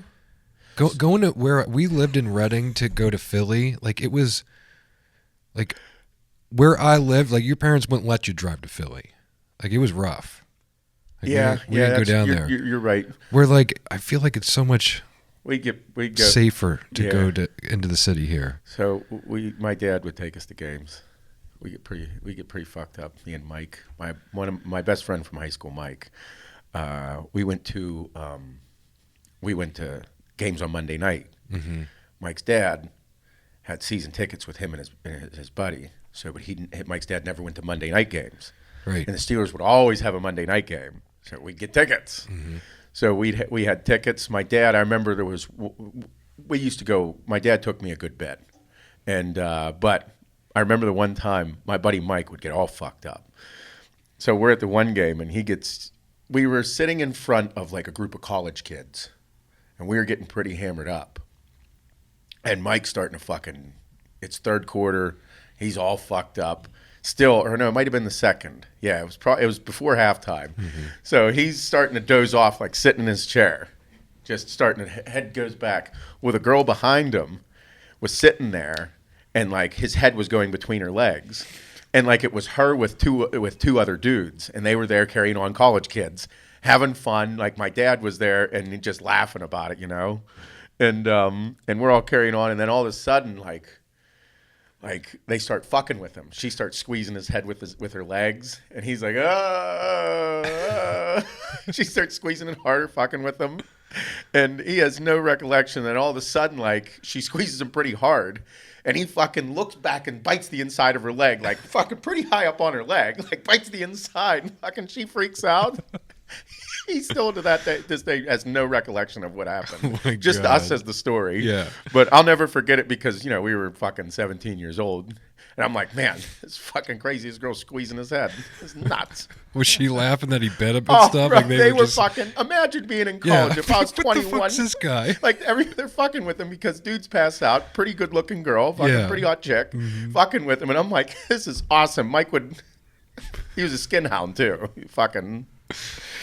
Oh, good times. That's funny. Yeah. One of my favorite games my dad took me to, it was a Monday night football game. The Steelers were playing the Green Bay Packers. Went to see Brett Favre play. Mm-hmm. Took me to the game. I still have the T-shirt. Steelers won. I think it was, I want to say, I can't remember if it was the day or not. It's 1997, though. It's for my birthday in November. Brett Favre came to town, and I was a fucking huge Brett Favre fan. Yeah. Yeah, it was awesome. That's cool. Yeah, Steelers won, beat him. I'm almost positive it was 1997. Mm-hmm. Cool memory. Then, we went to a Buffalo Bills game. It was back then, too. Fucking wings were everywhere. Man, that shit was so much fun. Mm-hmm. Gotta go, Bob. Yeah, I'd love to. Oh, yeah, we're going for sure. Fuck yeah. Mm-hmm. Really want to go see the New York Guardians, too. I hope those come back. Like, really hope the XFL doesn't go under. I mean, I would definitely donate. Same. Make sure they rebound. No. No comment. It's the future. Did you see the? It is the future. You're not lying. I know. I called it today. There's documentation. Did you see the MLB draft? What they're gonna do? No. They might cancel the MLB draft. Yeah. Why would they cancel the draft? To preserve cash. Yeah. They're gonna. I think a combined $400 million through draft bonuses and stuff on the teams. So the players that would be eligible would have to go back to college, enroll in JUCO for a year, and they're talking about a whole bunch of stuff. Like that pushes international signing. This is all. It's messing MLB all up. Not it's messing anything else up too. It's just a disaster. They're talking about combining records because, the Tigers have the number 1 pick this year. If they start the season mid-May, you don't have a draft this year. Who gets number 1 pick next year? Oh. They're talking about combining the season's records, and yeah, it's a mess. The NFL's still having their draft, though, just with no players or anything. Yeah. Bro, these are huge decisions. Oh, I hate to say it, dude. To say it. I'm not terrified of the virus. I'm terrified of what's going to happen to the world economy. Mm-hmm. I'm not worried about the virus, bro. I don't want to sound mean or bad or anything like that. Like, my fiance's pregnant. Like, pregnant women are at risk of the flu. Like, it's very dangerous for Hannah and the baby to have the flu. Like, I think that what's occurring is way bigger than just the virus. Mm-hmm. And people are like, oh, you don't know enough. Okay, dude, like, I know it's bad, but the virus isn't going to disappear in a month. Mm-hmm. The virus ain't going away in a month. Everyone knows that. The virus ain't going away in 2 months. Hey, guys, the virus ain't going away. It's always going to be here. So, the flu ain't going nowhere, dude. The flu kills fucking tens of thousands of people every year because it's not going anywhere. That's why it's a fucking season, the flu season. This is not going anywhere. Gonna stick around. That means, what are we gonna do? Shut down the country, shut down the world because of a virus? Hate to say it. Shit just gotta run its course, dude. Mm-hmm. Everybody knows the gig. Mm-hmm. Shit's gotta run its course.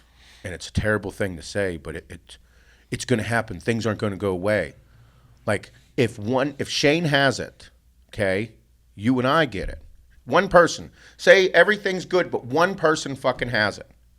1 turns into 2, 2 turns into 4, 4 turns into 8, 8 turns into 16. All of a sudden, 16 turns into 325, 325 turns into 10,000. 1. Gotta run its course. Normal life has to ensue. That's how I feel. I know it's really bad because I'm saying it, even though, like, at home, like, I have one of the most at-risk people. Mm-hmm. But this isn't going to disappear unless there is a mass mandatory vaccine. And that's fucking terrifying. Mm-hmm. I'm done talking about it. So I'm gonna do a little role change here. I pick questions without you knowing. I snuck into your box, you fucking whore. How many you got there? A lot. Jesus. I found ones that I liked. I'm gonna ask you guys questions here. Get it all fired up. We've been doing this for a minute. Let's do some answer the internet questions right now. Questions as fucked up as you are. This is a good. We're on sports right now, so we'll do this one. If you could eliminate one state's sports teams, pro or college, what state would it be? That's a good one. Yeah. If you could eliminate any sports teams, college or pro, what state? It says state sports teams. I don't want to do a whole sports team or a whole state. We'll just do a sports team. Okay. We'll do one. Let's do college football and baseball. What would you eliminate? College football and college baseball? No, college football and then pro baseball. Okay. College football, Penn State, easily. Yeah. I'm not even thinking twice. Fuck man. yeah. Eliminating Penn State. Oh, yeah, get out of here. Yep. Oh, man. I hate those lines. Yeah. I mean, after what's his name? What the fuck Sandusky. was it? Sandusky? Yeah. What a shit show that was. That just, it all needed to get shut down. Like, I feel bad for the players and what they went through. They went through it all. But that whole fucking program knew what was going on. They ain't fucking stupid. It's like gymnastics. I hate fucking hearing stuff from the USAG about fucking culture and how things should go whenever they had that son of a bitch. His name's slipping my mind right now, too. The Dirty Doctor. U.S. Olympic doctor. He abused every fucking Olympian that there is. Mm-hmm. Every single Olympian was abused by this cocksucker, and the USAG wants to give me shit about morals? Mm-hmm. Fuck you. Mm-hmm. Yep. Sorry. Yeah, all right. But sure, Penn State, they can go. Yep. Sandusky. They just have great uniform colors, you know. Who's that? Penn State. Navy and white. No, just watch BYU. You'll be all right. Brigham Young. Yeah, Stevie. Steve went there. I used to be a big fan of Steve Young. Yeah? Huge Steve Young fan back in the day. Stevie. I used to think I could throw left-handed when I was like 8. I used to try. Threw like a girl. I'm the worst left thrower ever. I'm not bad at throwing left-handed with football. I don't throw a baseball very well, but I can throw a football somehow. I think it's like I just get the motion. I use my body way more. Yeah. Mm-hmm. Yeah. Yep. So college... I mean, yeah, I'll take it. I'll go Penn State too. Fuck them. Yeah. Yeah. But what about pro baseball? Pro baseball is not even a second thought either. Cincinnati Reds. I hate them. Yep.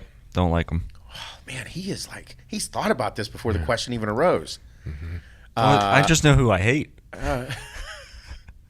Johnny Cueto, get out of here. Oh, yeah. Look at you. Fucking such a Pittsburgh move there. Yeah.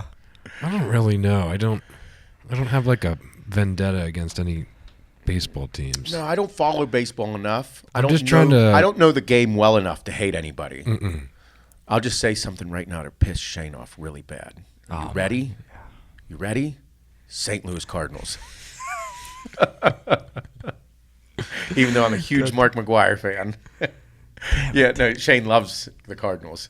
No, I don't know baseball. Pro football, I'd get rid of the Tampa Bay Buccaneers.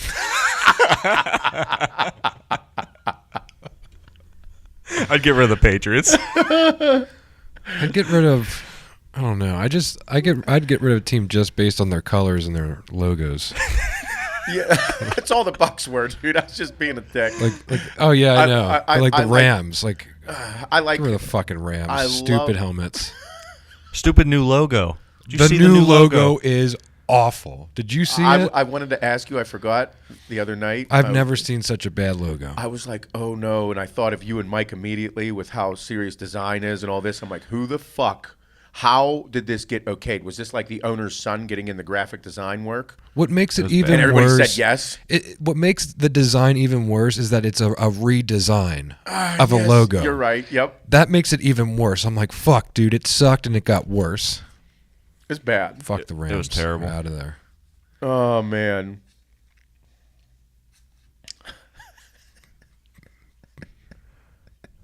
Oh no. All right. Here's a. We'll go to this one. We'll go to this one next. I'll get a fucked up one here. Would you rather have sex with a blind person or a deaf person? It's poll the internet, so you're getting an answer. All right. Have sex with a blind or a deaf person? And of course, I want your reasonings. Go ahead, Bob. You go first.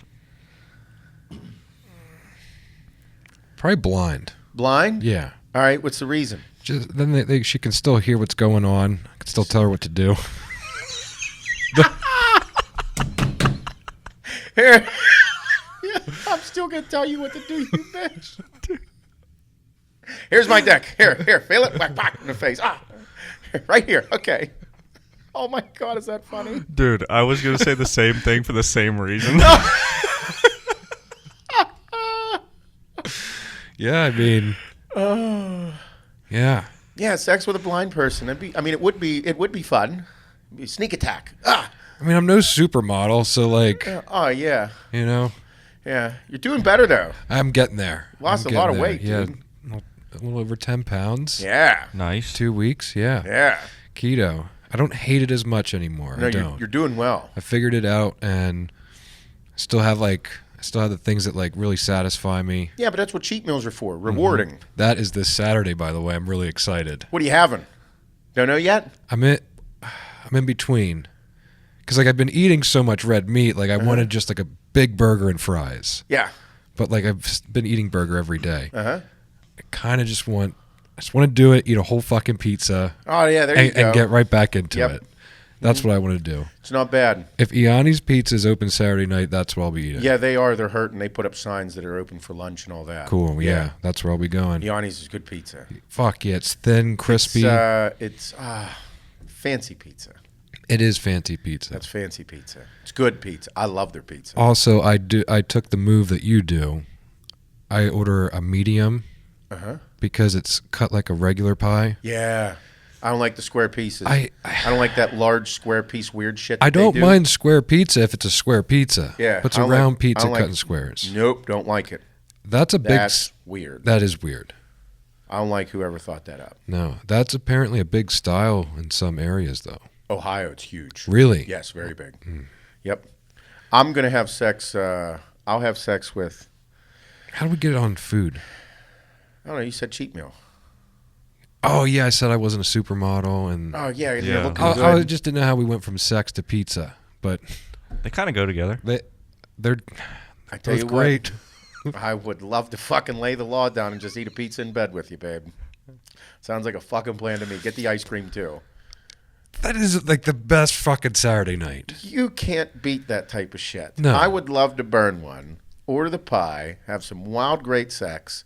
Pizza gets there, answer the door, in your underwear, half a chub still. Guys like, you're having a great night. Fuck yeah. Get the fuck... No, not invite him in. Get him out of here. Yep. And then... tip him well. Here you go. Yeah, and then lay the pizza on the bed and just watch some fucking Netflix. Maybe go at it again after a full belly. Or just rub your pecker all over the rest of the night. Yep. Some sweet lovin's. Wake up. Sunday morning special with some coffee. Man, is that great. Fuck. I love life. Life is good. I'll do the deaf one. Yeah. Okay. I'll say really ignorant, terrible, dirty things that she'd never hear. Make sure that she couldn't, like, see my mouth moving. Jesus. Oh, it's fucking great. Oh, man. Oh, that was a good one. Oh, too much fun. Oh, here's a good one. Oh, Barstool says 59% of Barstool readers said a blind person. Yep. Yeah. Yeah.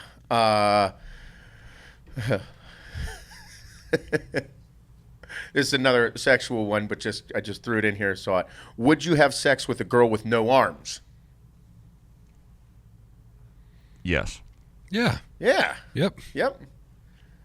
Just try it out. Yeah. 71% of Barstool readers said yes. Yeah. Yeah, if it's a one-time thing, yeah, that'd be great. Why not? I know, give it a try.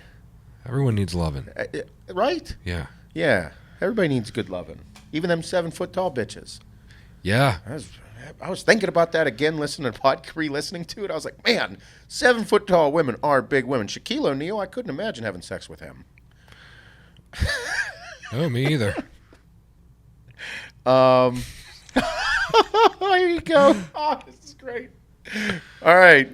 Would you rather get caught masturbating or shitting your pants in public? Oh, man. I'm shitting my pants in public. You have to. I don't think I think I'm getting caught masturbating. You're going to get caught jerking off? Yeah. I'm going to be a lot less embarrassed of that than shitting my pants. Fucking shit everywhere. You got to walk around with that. Like, oh, you're still looking at my dick, so. You want to do something about it? I was thinking of the legal trouble. You get caught masturbating, you're in jail. A couple days. You know? Couple days, can't go to schools, no public forums with children involved, no charity work. You're on the registry. Because, I'm not shitting my pants in public and everyone knowing. No way. They want to know who you are. They're not going to know who. Yeah, I don't know.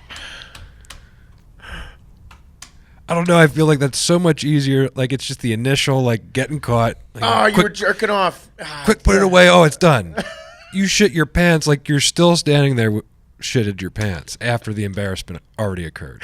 But then are you like, oh, man, like, if somebody shit their pants and was like, hey, dude, I just sharted. I tried to fart and the shit came out. You're like, oh, you shit your pants. And everybody knew. And you're like, oh, man, everybody shits their pants.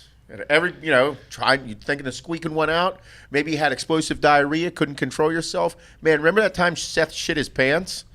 Yeah. Remember that time Bob got caught jerking off in public? Like, which one do you want to hear? Like, that's how I'm looking at it. Oh, yeah, that sounds way worse. Yeah, because I'm like, fuck. At work, you're like, oh, Shane shit himself the other day. Everybody's like, oh, bro, is he okay? Like, oh, he had the squirts. Oh, he ate too much Taco Bell. Oh, he had bad this. If we're like, gosh, Shane got caught jerking off in the fucking parking lot the other day, everybody's like, bro, what the fuck were you thinking? You can't go in the bathroom? You can't lock the fucking door? I'm shitting my pants for sure. I feel like I should be rethinking this. Yeah.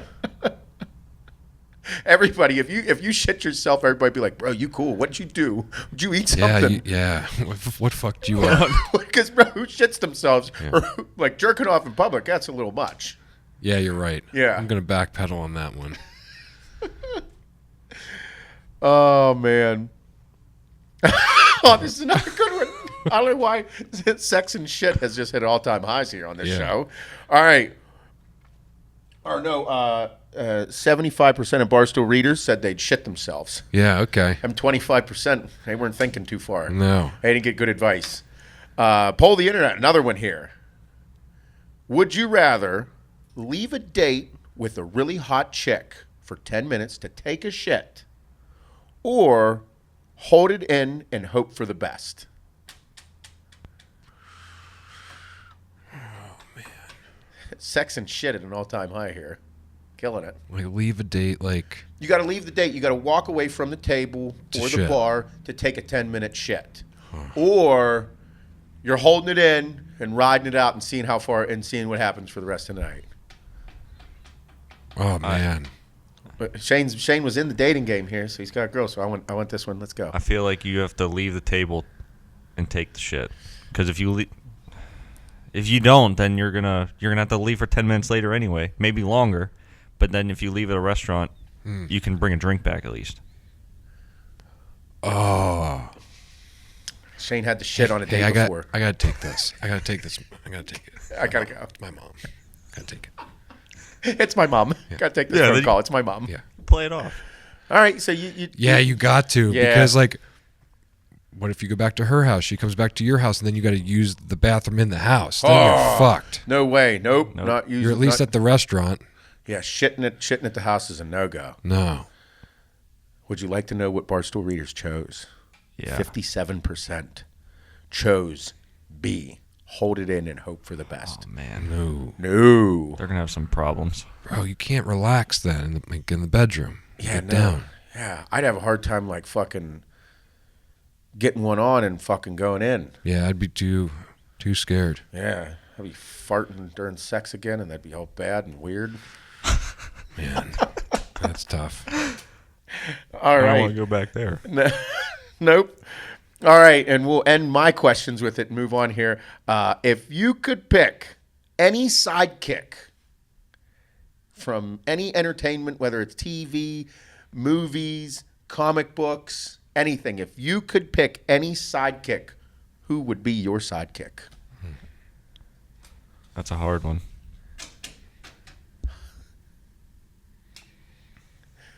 Sidekicks. I'd pick Chuck Norris from Sidekicks. I'm kidding. Yeah, I'd feel like I want a badass. Yeah, we got to be a sidekick though. Yeah. Han Solo to Luke Skywalker. Chewbacca to Han Solo, like the sidekick. Robin to Batman. I don't know. I don't have a strong answer for it. Yeah, there's not really many now that I think about it. It's kind of a shitty question, Seth. It's not. It sounds like I just need time. I need more time. Yeah. And like I classify sidekicks as different things. I think. Oh man, there's a couple really good ones. We'll move on from the sidekick question. Yeah. I wouldn't know besides Yeah. Robin. Yeah. All right. Would you rather have an outie belly button or an uncircumcised dick? You're going to have the turtleneck, or are you going to have an outie belly button? I think I'd probably do the outie belly button. Do the outie belly? Outie belly button. You don't want the uncircumcised penis? I don't know. I don't know how to. I don't know how to maneuver it. Yeah, I don't know how to work with it. I think a lot of European fellas have uncircumcised penises. I think it's a lot more work. It's a lot more work. I'm not doing it. She is. I think there's like a lot more hygiene care. Oh, absolutely. Yeah, that's not cool. I'll pull it up there. I'd probably take the Audi as well. Yeah. Show it off to everybody, and I'd be like, I chose this over an uncircumcised penis. And they'll be like, all right. Oh, it's a good choice. Yeah. 76% of Barstool readers chose the Audi belly button. Yeah. Yeah. High on that list. Good Yeah, times. got to do the Audi. Good times. Those were good. Yeah. I snuck in there. I figured I'd lighten the mood a little bit, ask a bunch of questions. Yeah, I like that. Thank you. Yeah. Thank you. Thank you. Oh, man. So, one subject before Shane does all his questions here. So I got a message from a guy the other day, and he was just he was emphasizing on how the podcast has changed, like his day and his life, all for the better. How he works on a job site, and he said that like, he's like, we all listen to your podcast, and he's like, it's funny how we check up on each other now. How they come in from the weekend, and like the question will be, did you get any pussy? How's everything going? Did you do anything fun with your family? Mm-hmm. Like he said, the culture changed. The looking out for like each other changed. And I'm like, that it hit me because I'm like, man, that's such a big deal. That is a huge deal with mental stability in life. Mm-hmm.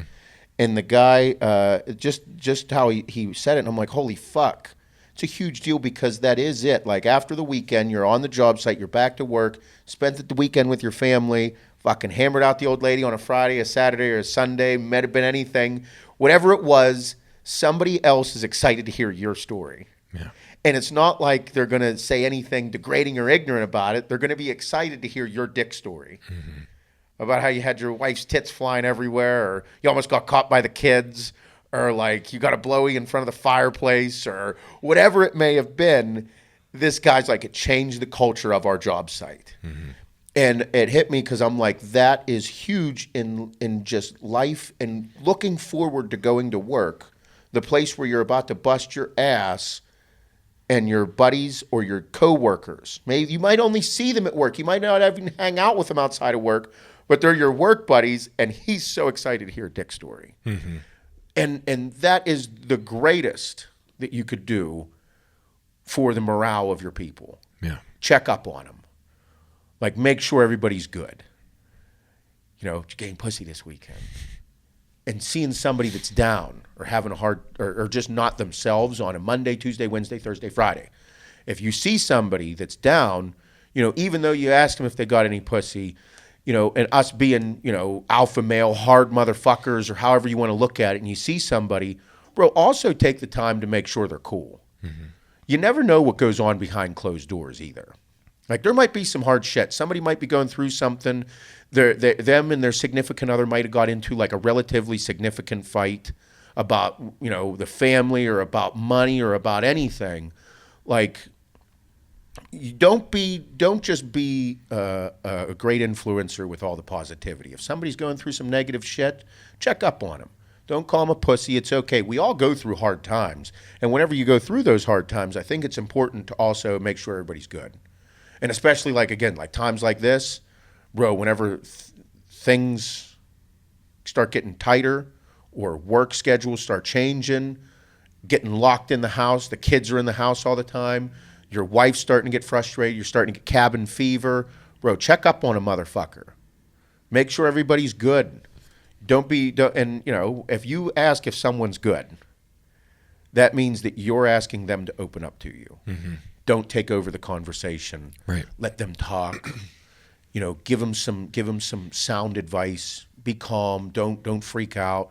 Let them, because sometimes I used to go to therapy when I was in my teenage years, and it didn't really help much because that person didn't relate to me. There was nothing. It didn't relate. But I noticed whenever I talk to somebody about a certain subject in my life, I know that I confide in them. And if someone confides in you, bro, take that very serious. Be trustworthy. Mm-hmm. Make sure that you're like, okay, this guy told me something that was pretty personal. Like, he kind of opened up to me. Don't fucking go run your mouth.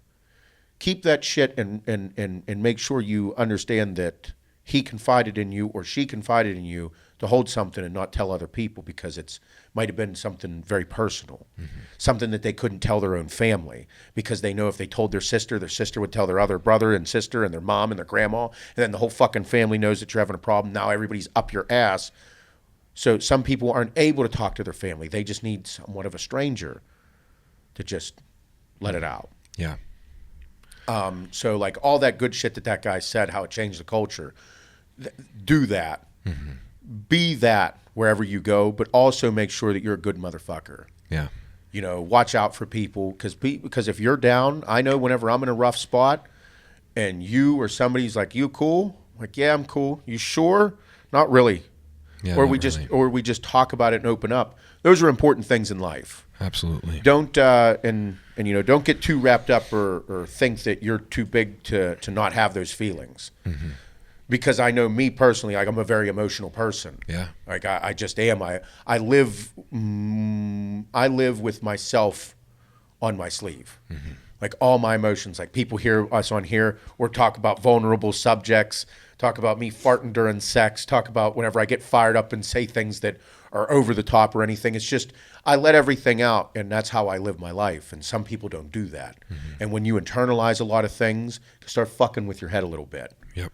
You know, so don't, so be that. It was an awesome message from the guy. Mm-hmm. Made me feel like gold, because I was like, this fucking dude walks on a job site asking people, like, if they got pussy. Like, the guys love it. Bro, it's like in college on a Monday morning. Yeah. Monday morning at breakfast or Monday at lunch in college, like, everybody would be like, oh, fuck, here comes, let's go. I can't wait to go to lunch at the cafeteria and hear the stories. And one dude would always have a story about some girl that he was with. Yeah. I remember the one time. I'll say this before we do the questions. I won't say bro's name, but I think everybody will know who it is. Fucking wild rugby players. That's who I hung out with. This dude would always come with a fucked up story. And the one time he's like, came in there all fired up, fucking all jolly and shit. Sat down and he's like, do I got something to tell you guys? And we're like, fuck yeah, this is going to be great. He opens up his phone and he's like, look at this video. And this is when flip phones, I said, open up his phone. This is flip phones. They just started filming and pictures and shit. He was filming this chick giving him a fucking blowy, okay? Filming her, and he's like, that's my dick. Don't worry. Don't look at it. Just listen. I'm like, bro, like, I see your dick. Yeah. Like, I know that's your dick. And the girl says, are you filming me? And he, like, looks at the camera with his dick in her hand. And he says, oh, no, I'm just texting. And she goes back to sucking his dick. And I'm like, bro, you said you were texting. And she just went right back like, oh, it's fine. Dude, finish your text. I'm going to finish you. May have been the first one ever filmed with a phone. Bro, we were dying. And I'm like, are you kidding me? Then there was this picture. This is the football team, the rugby team. I went to high school with these dudes, too. There was a dude. He was his buddy hid in the fucking closet, like snuck in while he was fucking this chick. And the dude had on a football helmet with it tilted up, and he was eating a hoagie, having doggy style sex with her, and he's eating hoagie with a football helmet on, and they have a picture of him and her. Oh my God. And I'm like, is this fucking real life right now? He's like, fuck yeah. Like, I was like, how did this even happen? How is he like, hey, let's go fuck, I'm gonna keep the helmet on and eat a sandwich. You have to know these guys, okay? I obviously don't know. Bro. Like, if these dudes had sex with a girl, I was like, I'm staying the fuck away from them. Them dirty motherfuckers, dude. Bro, it was funny as fuck. Just riots. That's what makes me howl about college and wild times. And every Monday, that dude had a fucking crazy story. Every Monday. I feel like there's always that one guy. The rugby dudes were insane. They were a group of fucking wild dudes. Mm-hmm. They all had names. I didn't even know their real names. Just their nicknames. Of them. Nicknames. The one dude is a well-respected. He's a fucking big-time teacher, history buff. I didn't know his name. I still don't. If I saw him, I'd be like, scumbag. They called him scumbag. For 4 years, never knew the dude's real fucking name. That's funny as shit. Oh, it's horrible. Like, I feel so bad. If he's listening to the podcast, he's like, that's me. Then the other dude's name they called him Wallface. He was a senior. One of the most well-respected people on the fucking team, Wallface. And I'm looking at him like, I'm just getting to know these guys. Looking at them. And the dude's face is flat. Like, he has a flat face. When you're a rookie, you get a nickname. That's your name. So he's the senior, and from the time he was a rookie to a senior, he's been called Wallface because his face is flat and looks like he ran into a wall. Okay. Yeah. Just simple, stupid shit like this. And I'm like, this is fucking Wallface. Bro, whenever they said his name's Wallface, I'm like, I see why they call you that. What face looks like you got a wall. The rugby players were wild. Yeah. Every year at IUP, they had a big event called Sugar Cup. Okay? There's a Sugar Cup where the alumni play the current rugby players. Now, this was 14 years ago. So they had this huge fucking party. It was called the Sugar Cup. Their name was the IUP Tutors. Okay? Tutor. You know what a tutor is? Little ripper. Little line. Okay. And then they had a big thing called the Sugar Cup. Sugar Cup was not a cup full of sugar. Yeah. Sugar Cup was a cup full of cocaine. That's where the name came from. There was no cup of cocaine that the winner got, but that was the idea of it. Right. It was a giant 3-day party of fucking mayhem. The alumni were some of the IUP rugby was fucking crazy. They were very good. They were not associated with the school either. They were that crazy. They just did their own thing. They were just a club. It was a club. Gotcha, okay. Fucking wild men. The party, they said that the alumni went on to play professional ball in some countries. Bad motherfuckers. And they said they'd come back for the Sugar Cup, for the alumni game, and beat the fuck out of the team. When I mean beat the fuck, it was a no holds bars, no rules. Fish hooking people, running, grabbing them by the fish hook. Yeah. And yank their faces around, fucking biting people, beating the fuck out of the young kids. They said it was wild. Very wild. IUP was crazy. Crazy, crazy, crazy. Insane. But yeah, nonetheless, tons of fun. Yeah. Dudes eating hoagies, having sex with girls, fucking videotaping a girl, giving them blowjobs, saying, "What are you doing?" "I'm just texting, babe. Don't worry." "Oh, okay. Oh. No problem. Sorry. Your flashlight's on." "Oh, sorry. I don't know what I'm thinking." I'll never fucking forget it. Oh, it was a riot. Yeah, but good times. Mm-hmm. Well, it was a good time. It was fun. A lot of fun. Shane, I guess without further ado, again, we'll go back. I just asked the questions. You guys know the gig here. The one thing that I do ask you to do with this podcast, out of everything, is just share the shit out of it. Make sure you tag me in the stories. Tell your friends about it. Tell the job site. Tell all your coworkers. Enjoy the ride. We are having a blast with this. I am so thrilled to see how well this podcast is doing and just what it's doing for everybody's life. The good shit. And in a time of quarantine and isolation, if anybody needs a quick pick-me-up, tell them to listen to the HWMF Podcast. Send them over your favorite episode. Fuck it, send them over this episode. It was full of fun, enjoyment, some current events and questions. Ask your brother, your sister, your coworker, your friends, your mom, your dad. Send them a text and ask them these fucked up questions. These aren't supposed to be taken serious. It's supposed to be fun. Lighten up. We all work fucking hard enough in life to know that you got to have fun too. Work hard, play hard, motherfucker. That is the game. And also at a time like this, don't forget about people that might be taking a bigger hit from this than you are. And if you are taking a large hit from this, keep being a hardworking motherfucker. Don't stop. Don't ever stop. Don't let the negativity take over. Be a good motherfucker.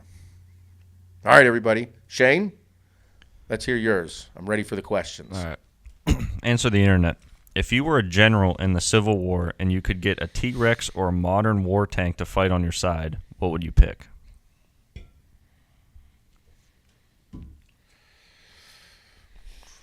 Well, with the T-Rex. I got reasons for both. Yeah, they're both. I think that I'm going to take the modern war tank. And we're talking during the Civil War? Civil War. Yeah, modern war tank. They're all fucked. Nothing's penetrating the tank. You could shoot me 100 times, 1,000 times in the tank. You ain't getting through. You're all fucked. You can kill a T-Rex. Can't kill a tank. Not during that time.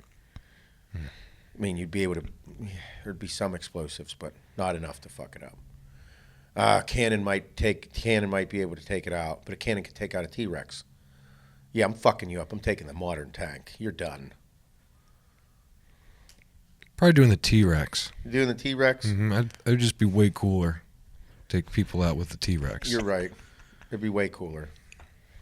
People be terrified. Like, the T-Rex is coming. Yeah, and if I have a T-Rex, like, it's on my team, it's not going to attack me. It's automatically trained. Oh, it's trained as well, That's what I'm assuming with this question. Can't take in too many outside variables there, but I'm picking the T-Rex. You're not Chris Pratt from Jurassic World training velociraptors. I love Chris Pratt. I do too. Huge fan. I wish I could train raptors like that too, because I have them on my property. You have mini raptors, turkeys. Yes. You should go watch the movie again and see if you can grab any pointers. Yeah. And participate. I need to train the alpha, and then the rest will follow. You need to get Blue. Yep. That's such a sick movie. I love dinosaur movies. I think that... Isn't it funny that there's only one series of dinosaur movies? It's pretty tough to beat them. I know it is, but tough. Isn't that wild in a world of recreating and there's just Jurassic Park? Can't do it better. No, you can't. Nope. It's tough. They have a really good storyline as well. Yeah, they do. Generally, they do. Yes. I like it. I liked all of them. I just didn't like Jurassic Park. I didn't like whenever they got past 4. Mm-hmm. 4 was... Or they did Jurassic... No, 3. I didn't like 3. I don't remember. 3 was with the kid, right? 3 was with the kid. I get them all mixed up. I don't know. Maybe they're really good. I might be talking out of my ass right now. I'm just moving on. Jurassic World, the new ones are cool. New ones are cool. Yeah, I like Chris Pratt. He makes them. You'd like Chris Pratt more if you watch Guardians of the Galaxy? Yes. Really? Oh, yeah. Okay, great. Yeah, he's cool. I think I'm going to watch that one first. I love the... You can. That's fine. No, that's fine. No, some guy sent me over a link with the... Oh, I got a flow chart. Yeah, did you? I got many of them. People were semi-disappointed in me, but... They understand. Did they tell you that Aquaman is DC, not Marvel? No, I don't know, and I'm not watching Aquaman. Man, it's pretty good. It's really Listen, good. I think, I like Jason Momoa. I think if I watch the movie, I'm going to like him less. I'm a little nervous about it. No, I think he's even cooler now. Yeah. Way okay. Cool. I'd rather him just dress like Aquaman, like in real life. Did you watch Justice League? Oh, God damn it. What kind of question is that? What? That's not Marvel He movie. hasn't seen a single fucking superhero movie, and you think he saw Justice League. It's DC. It might be a different story. No, it's not. I love watching you two argue. Listen, I know him. I know him well. I know everything he's watched in the last 3 to 5 years. It's a good point. All right, next question. All right, poll the internet. If you came across a glory hole, would you put your dick in it? No. No. Where are we at? Where's it? Where's the hole? Like, is it a really nice hotel? Like, really nice hotel? Or is it like a rest stop bathroom? Nope. I have a phobia of glory holes. Yeah. I just think that if you stuck your dick in it, like the worst thing could happen is somebody take a samurai sword and chop it off. Be gone. No. Yeah. No. Nope. Nope. Do you imagine that? Mm-mm. You're not getting it back. Not only did you get your dick chopped off by a samurai sword, you're not getting it back. They could take it, and you never see it again. I love my penis way too much for that to happen. Shane's over there like, every Saturday there's a glory hole. Nope. I'm keeping my penis. I feel like that might be what's going down up the road here. Oh, we should tell everybody about this. We haven't spoke about this yet. This is the biggest conundrum in the area. And we've been observing over time just to make sure we're kind of proving something here. This is a pretty big deal. Yeah. It's a pretty big deal, everybody. So there's an adult bookstore right up the road here. Adult bookstore. Book and video store. Books and videos. Yeah. So they're boomers like me. Yeah. videotaping shit. Yep, but adult stuff. So we don't know what's going on in here, yet it's been in business. It's on the border of Murraysville. It's a Murraysville address. Mm-hmm. Murraysville's a nice area, yet there's a fucking adult book/video store up the road here. You'd think how many people would go. Right. You can order toys online. Yeah. You can order everything online. Porn is online. You have a great variety. Free. You can get members only sites from fucking random bitches on Instagram. Also would like to know what's in there. Are they naked on those member only sites? Yeah. That's a thing. That's what it is for. Okay. And then you can get porn online. You can get members only from specific girls that like are open about it.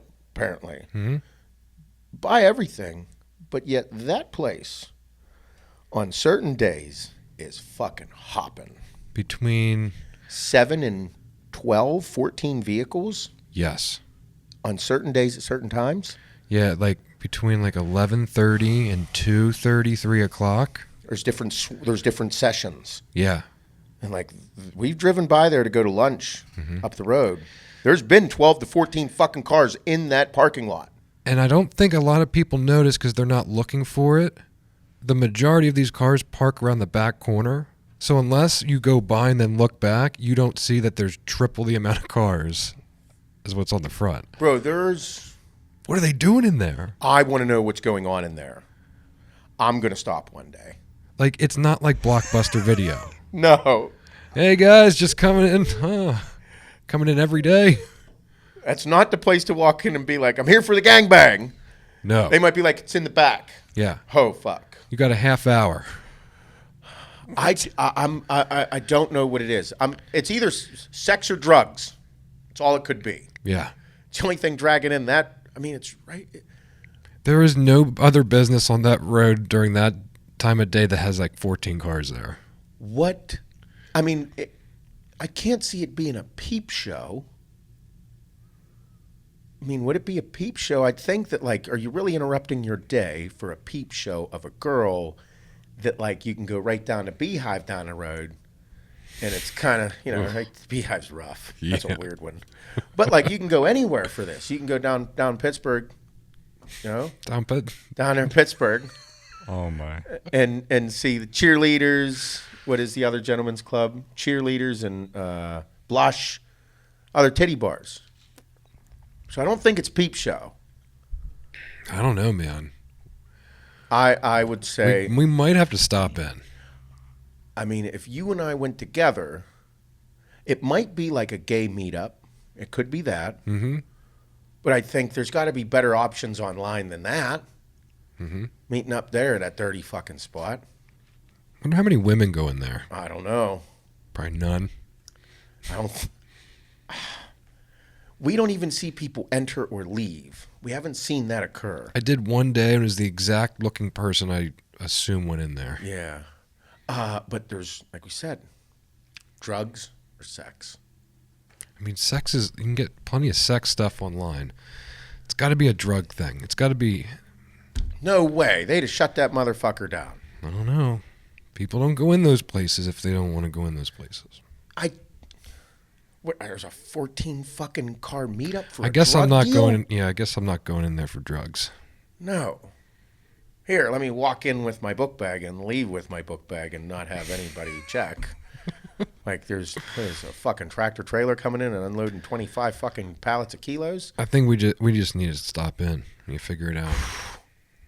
I feel like now that if we... How awkward would that be walking in there? I don't know. I'm getting the heebie-jeebies thinking about it. Yeah. The best thing we could do is go there with Pat and Mike.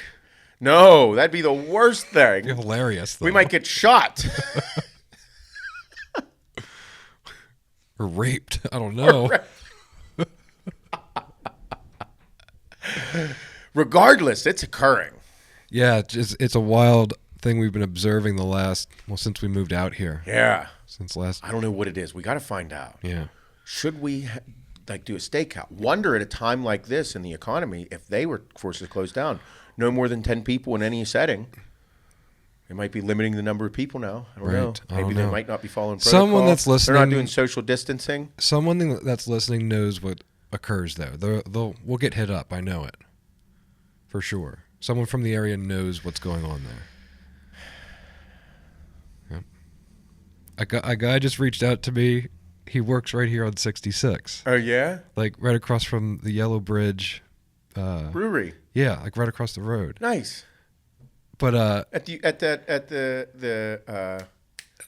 energy company? Yeah. Nice, yeah. Yeah, so he hit me up, and I just saw it in one of my DMs. He's like, hey, give us a beep next time you rip it up 66.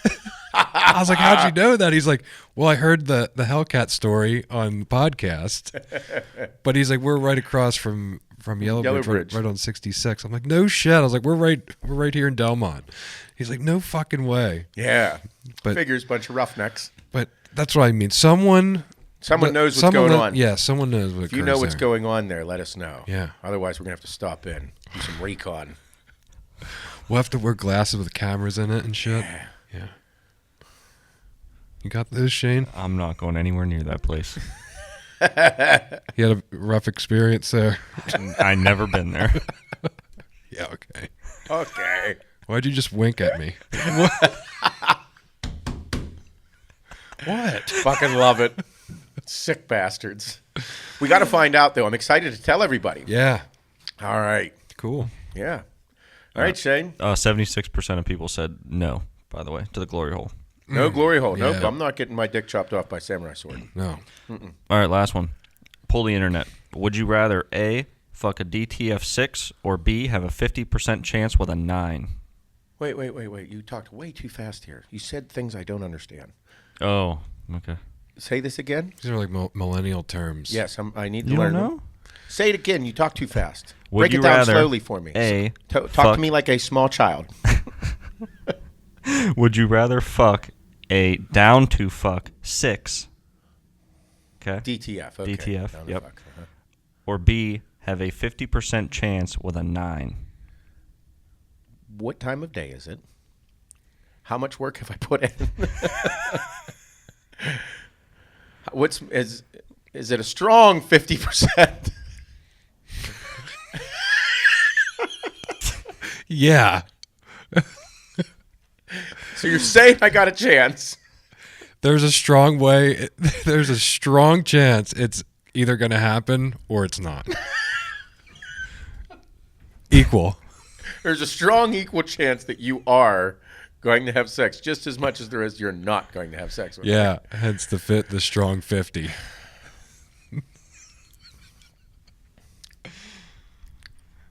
Now, I guess a 6 is defined by everybody differently. I mean, if I think of 6 as pizza scores, then, I mean, I'm not traveling for it, but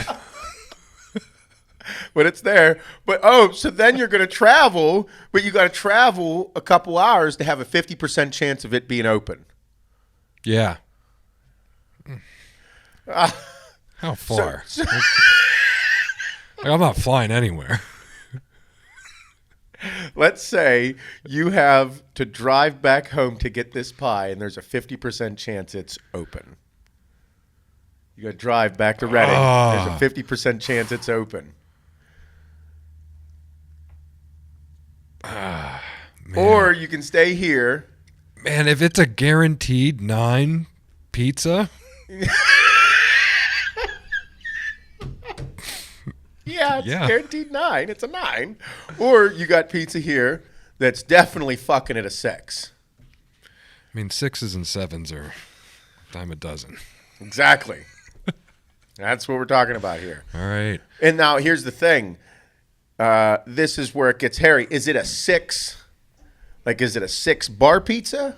Or is it a 6 football pizza? So that means, is it like a 6 where she's got a little thickness to her, but a good-looking face, or a fucking pretty great body with a great ass?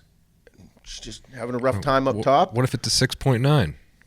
Definitely Sex. fucking sex. 6.9? Sex. This pizza fucks. So, yeah, depends on your 6, where it's at. That's like I said. It's not an awful score. Yeah. No, am I tuned up?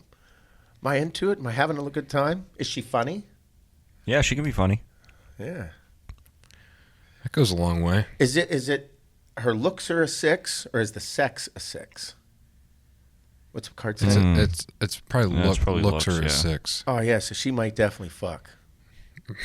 Yeah. 6 is fuck. She's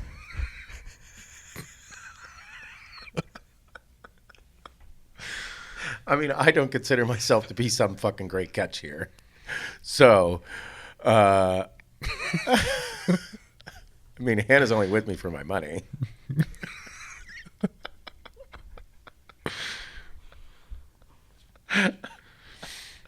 She's gonna be like, you're fucking such a misogynistic dick on a podcast.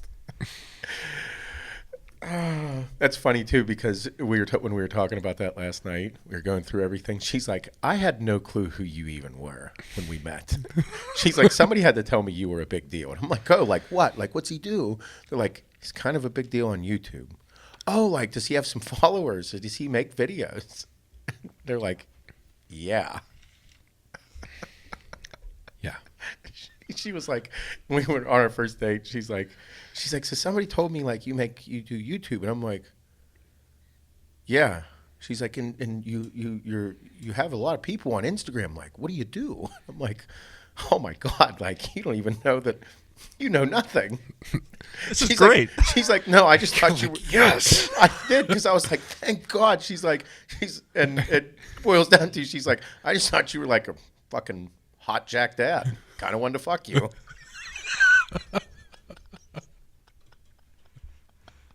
You're paraphrasing here, but I'm paraphrasing. Whenever she tells me this story, that's all I thought. I was like, hot dad, she definitely wanted my dick. She definitely wanted to fuck. That's all I think in my head. And meanwhile, I was like, there's a pretty hot redhead with huge tits and a nice ass. I was like, nope, don't look at her. Tits. Boobs. Oh. You can't fuck the gymnastics coach, Seth. Maybe. I'm definitely going to.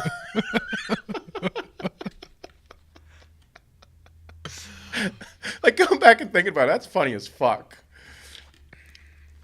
And it's so crazy that her and I were eyeing each other up and, like, didn't even know it. Like, I was like, oh, there's the hot redhead with the big tits and the nice ass. I remember when you, like, told me. Yeah. I'm like, here we go. I was like, great idea, Seth. Fuck the gymnastics coach, you fucking asshole. I was like, all right.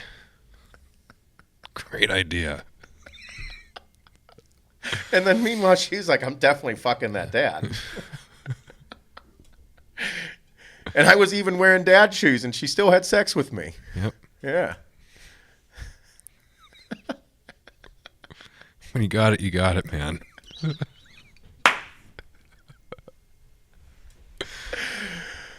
Oh, man. I don't even remember what the question was. What was the question? You're fucking a 6 or a 50% chance with a 9? If I'm all tuned up, if I'm having a good time, if I'm enjoying myself, and I don't like whores. I don't like pigs. I don't like them.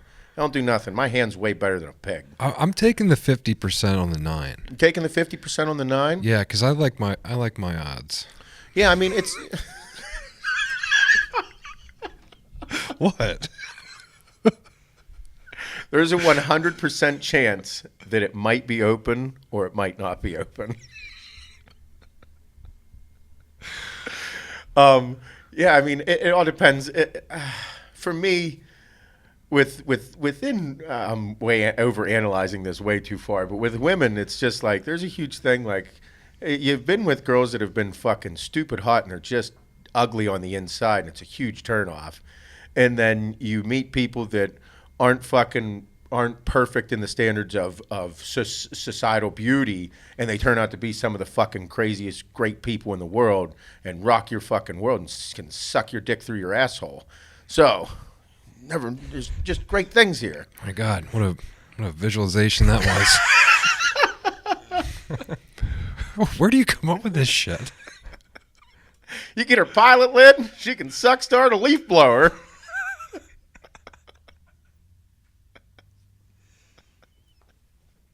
Jesus. Yeah. Fucking right. Yeah. I don't like whores, though. I don't like pigs. I like good women, strong, tiny hands. Fucking right. I love life. It's so good. It's a good time. It's a great way to end the podcast. Hell yeah. All right. Hopefully your wife has tiny hands and makes your penis look bigger. And I hope you're having a great time. Spread the love, everybody. Spread the podcast. Let them know this was one hell of a good time. I love you all. Stay safe. Don't die. Love the wife. Love the kids. Love your coworkers. Look out for your people. Take care of your small community. I love you all. Have a good day.